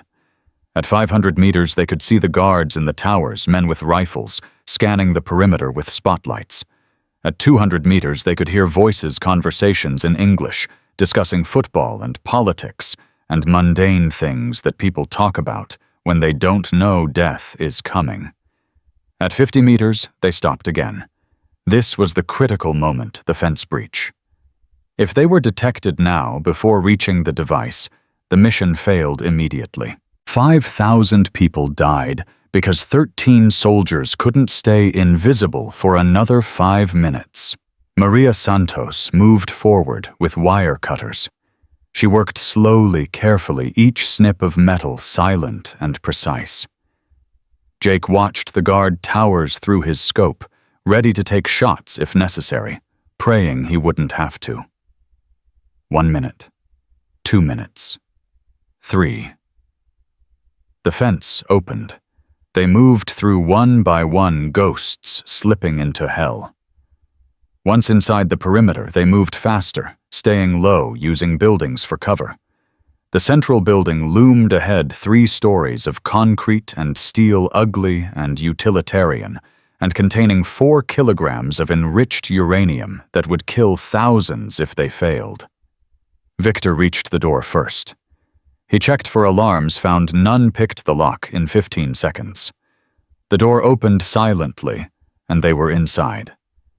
The interior was dark, lit only by emergency lighting that cast everything in red. They moved through corridors Jake recognized from the simulation. Same layout, same angles, same distances. His body knew where to go, even though his mind was screaming that this was real, this was happening, this was the moment. They reached the basement stairs. Victor descended first, weapon raised, checking corners.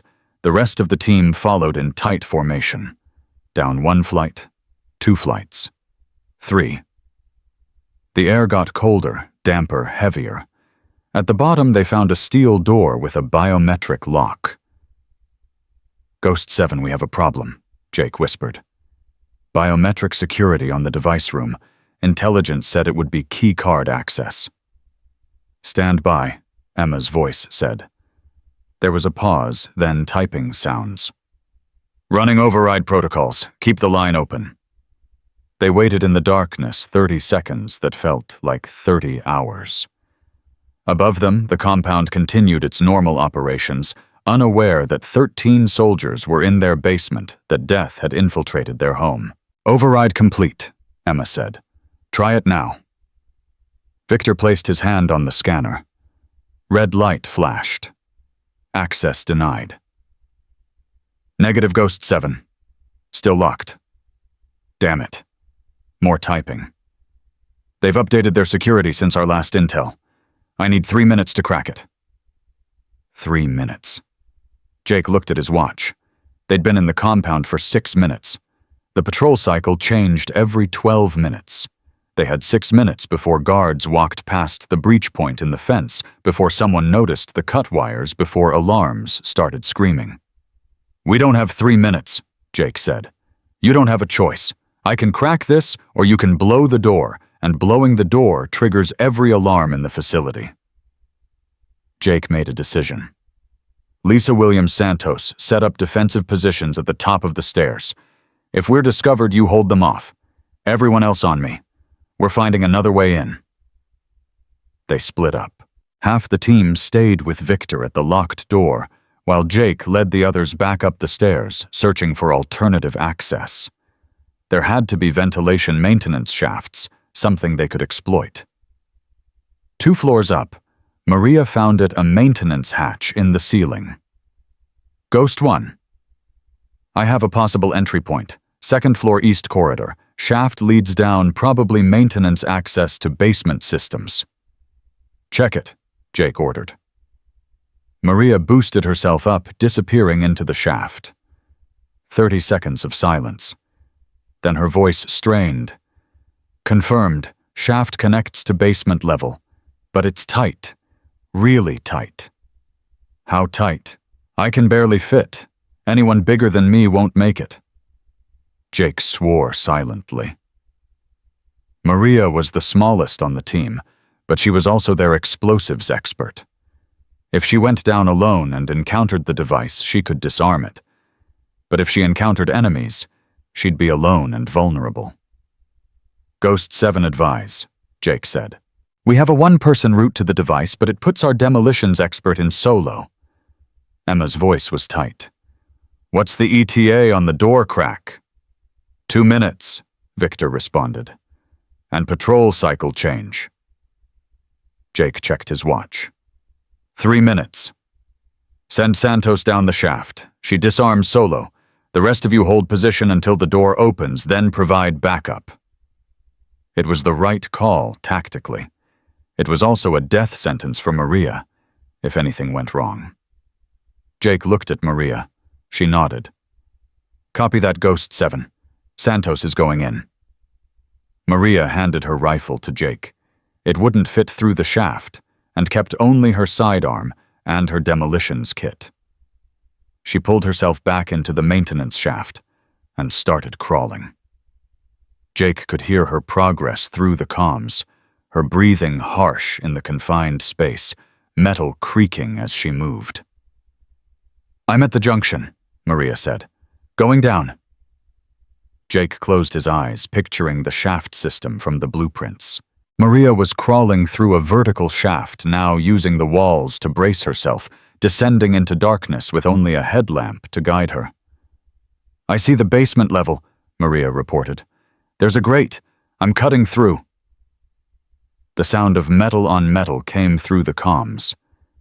Then silence.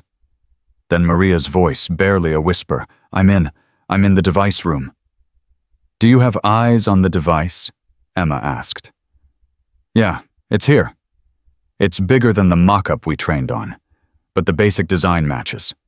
I can disarm this." "Then do it. Fast. The door will open in 1 minute, and we'll have backup to you." Maria didn't respond. She was already working. Jake stood at the top of the basement stairs with the rest of the team weapons ready, waiting for Victor to crack the door. 30 seconds. 45 seconds. Ghost 7. "I have a problem," Maria said, her voice tight with stress. "There are 2 additional components that weren't in our intelligence. I don't know what they do." "Describe them," Emma said. Maria did, her words rushed. Jake didn't understand the technical details, but he understood the fear in her voice. "Those are anti-tamper devices," Emma said. "If you disconnect them incorrectly, they trigger the bomb immediately. I'm pulling up specifications now. Give me 10 seconds. The countdown in Jake's head said they didn't have 10 seconds. The countdown said the patrol was about to change, about to discover their breach, about to sound alarms that would bring 300 enemies down on them. "Doors open," Victor announced. "Moving to the device room." The team descended the stairs in a rush, weapons up, clearing corners.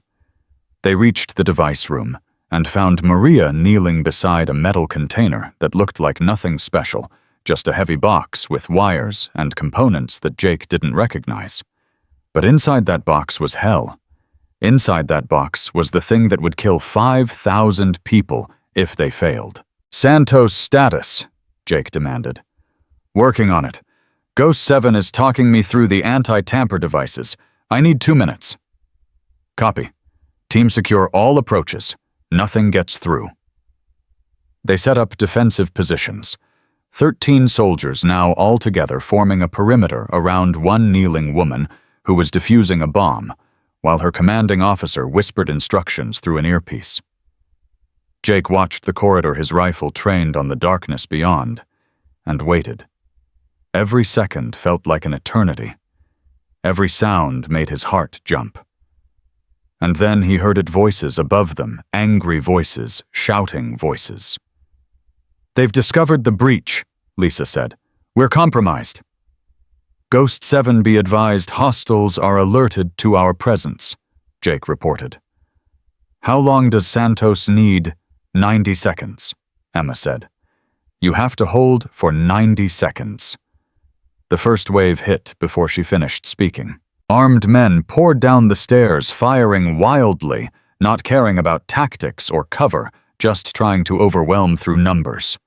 The Death Brigade returned fire with precision, each shot finding a target, bodies dropping, but more kept coming. "They're trying to breach from multiple points," Victor shouted from his position. "I count at least 50 hostiles converging on this level." "Hold them," Jake ordered. "Santos, how long?" 60 seconds. 60 seconds. An eternity in combat. Jake fired until his magazine was empty, reloaded, fired again. Beside him, Williams took a round through the shoulder and kept firing. Lisa was working on him while shooting with one hand, her medical training allowing her to multitask in ways that seemed impossible. 30 seconds, Maria shouted. A grenade landed in the corridor. Victor threw himself on it, absorbing the blast with his body. The explosion was muffled by his mass, but when the smoke cleared, Victor wasn't moving. His promise to die quietly was kept. He hadn't made a sound. "Victor's down," Jake called out. "Someone cover his sector." 2 soldiers shifted position, closing the gap. The enemies kept coming wave after wave, and the Death Brigade kept killing them. But they were running out of ammunition, running out of time, running out of options. "Disarmed," Maria shouted. "The device is disarmed. Confirmed." Emma's voice was fierce with relief. "The device is neutralized. Now you hold. Extraction is 11 hours out." 11 hours. The number was absurd. They'd been fighting for 3 minutes and had already lost 1 soldier. 11 hours meant they all died here. 11 hours meant this basement became their tomb. "Copy that, Ghost 7, Jake said. "We'll hold." They repositioned, pulling back to the device room, using it as their final defensive position. They stacked bodies in the doorway for cover, used overturned furniture, did everything they could to fortify. And they held. The first hour was chaos, constant gunfire, grenades, desperate close-quarters combat. They lost Williams when a bullet found his head. They lost Jackson when she ran out of cover to save a wounded teammate and was cut down by machine gun fire. But they held. The second hour was worse. The ARF brought heavy weapons, started firing RPGs into the basement, collapsing parts of the ceiling. They lost 3 more soldiers to the rubble. But the survivors held. By hour 3, only 6 remained, Jake, Maria, and 4 others. They were down to their last magazines, their last grenades. They were wounded, exhausted, bleeding. But they held. Emma's voice came through the comms, constantly providing tactical updates, coordinating what little support she could offer, bearing witness to their dying. "You're doing it," she said. "You're holding. 8 hours left." 8 hours. Impossible. But they kept fighting. Hour 4 took 2 more soldiers. Hour 5 took another.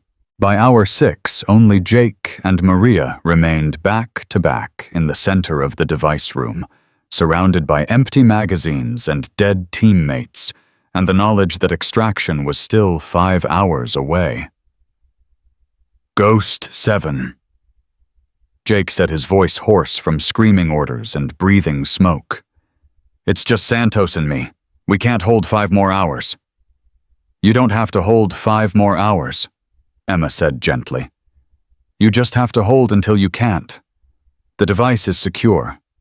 Even if they overrun your position now, they can't rearm it in time to hit the refugee camp. You've already won. You've already saved them." Jake looked at Maria. Her face was covered in blood and dirt, her eyes were wild with combat stress, but she was smiling. "We did it," Maria said. "Sophia gets to tie her shoes. Miguel gets to carve his toys. Carmen gets to name her baby Hope. We actually did it." "Yeah," Jake said. "We did." The enemies rushed the room. Jake and Maria fought with everything they had. Rifles, pistols, knives, fists. They fought like demons, like angels, like soldiers who understood that their deaths had purchased something that mattered. They fought until Jake took a round through the chest and went down. Until Maria took 3 rounds through the stomach and fell beside him. Jake lay on the cold concrete, feeling his life pumping out through the hole in his chest. Beside him, Maria was gasping, her breathing wet and harsh. Around them, the device sat silent and disarmed a metal box that would never kill anyone, because 2 soldiers had decided 5,000 lives mattered more than their own. "Jake," Maria whispered. "Yeah, tell my grandmother, tell her I wasn't afraid." "You tell her, when you see her in heaven." Maria laughed, blood bubbling from her lips. "I'm not going to heaven, not after the things we did to get here." "Then I'll see you in hell?" "It's a date." Emma's voice came through the comms, breaking. "Jake, Maria, stay with me. Extraction is 3 hours out. You can make it. You can—" "No, ma'am," Jake said. "We can't, but we held long enough. Mission complete." "Jake, tell my father I figured it out. Tell him I finally understood what being a soldier means. Tell him I'm sorry it took me so long." "I will, I promise." Jake's vision was fading. The world was going gray at the edges, darkness creeping in. He reached out and found Maria's hand. She squeezed back, her grip weak but present. "Major Hayes," Maria said, her voice barely audible. "Tell Sophia's family there was a soldier who died thinking about her. Tell them someone cared enough to give everything. Tell them she mattered to me." "I will," Emma said, crying now. "I'll tell them. I'll tell everyone. You won't be forgotten, I swear it." "Thank you," Maria whispered. The darkness came faster now. Jake felt his heart slowing, stuttering, trying to keep beating, even though there was nothing left to beat with. He thought about his father, his mother, the life he could have lived, and he thought about Sophia and Miguel and Carmen and 5,000 other people who were going to wake up tomorrow because he'd chosen to die today. It was enough. It had to be enough. "Ghost 7, Jake said. "This is Ghost 1. Death Brigade, mission complete. All operatives, KIA, device secure. Tell them we held the line." "I will," Emma said. "Rest now. You've earned it, both of you."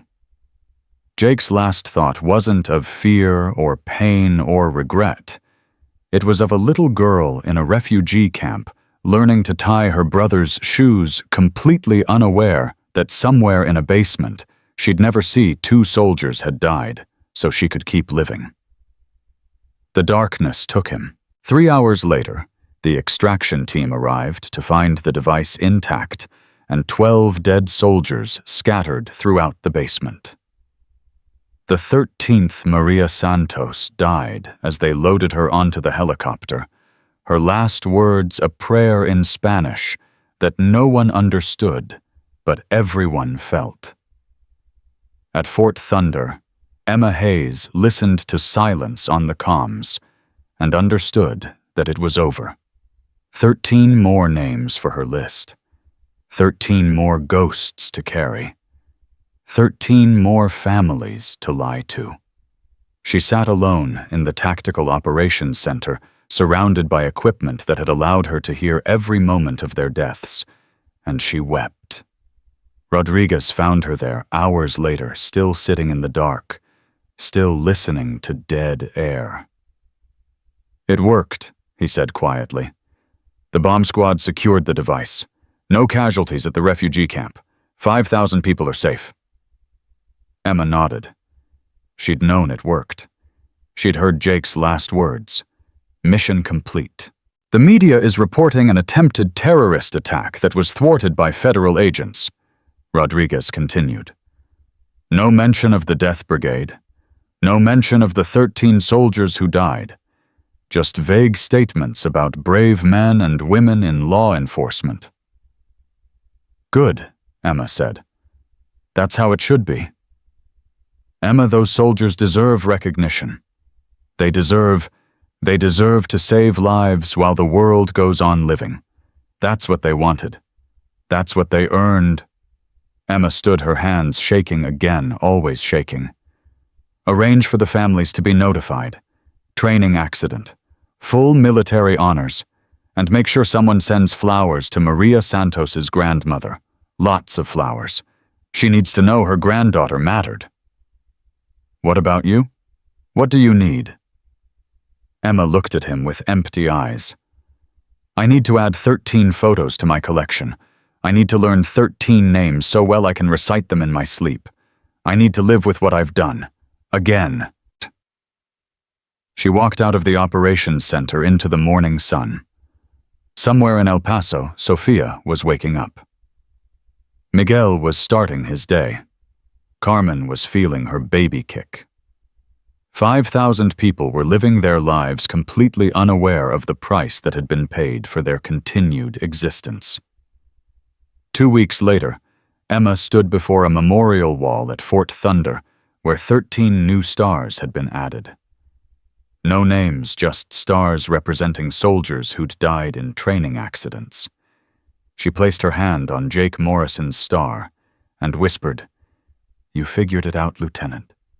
You became the man you wanted to be." She moved to Maria Santos's star. Sophia is safe. She's going to grow up to be a teacher. You gave her that gift.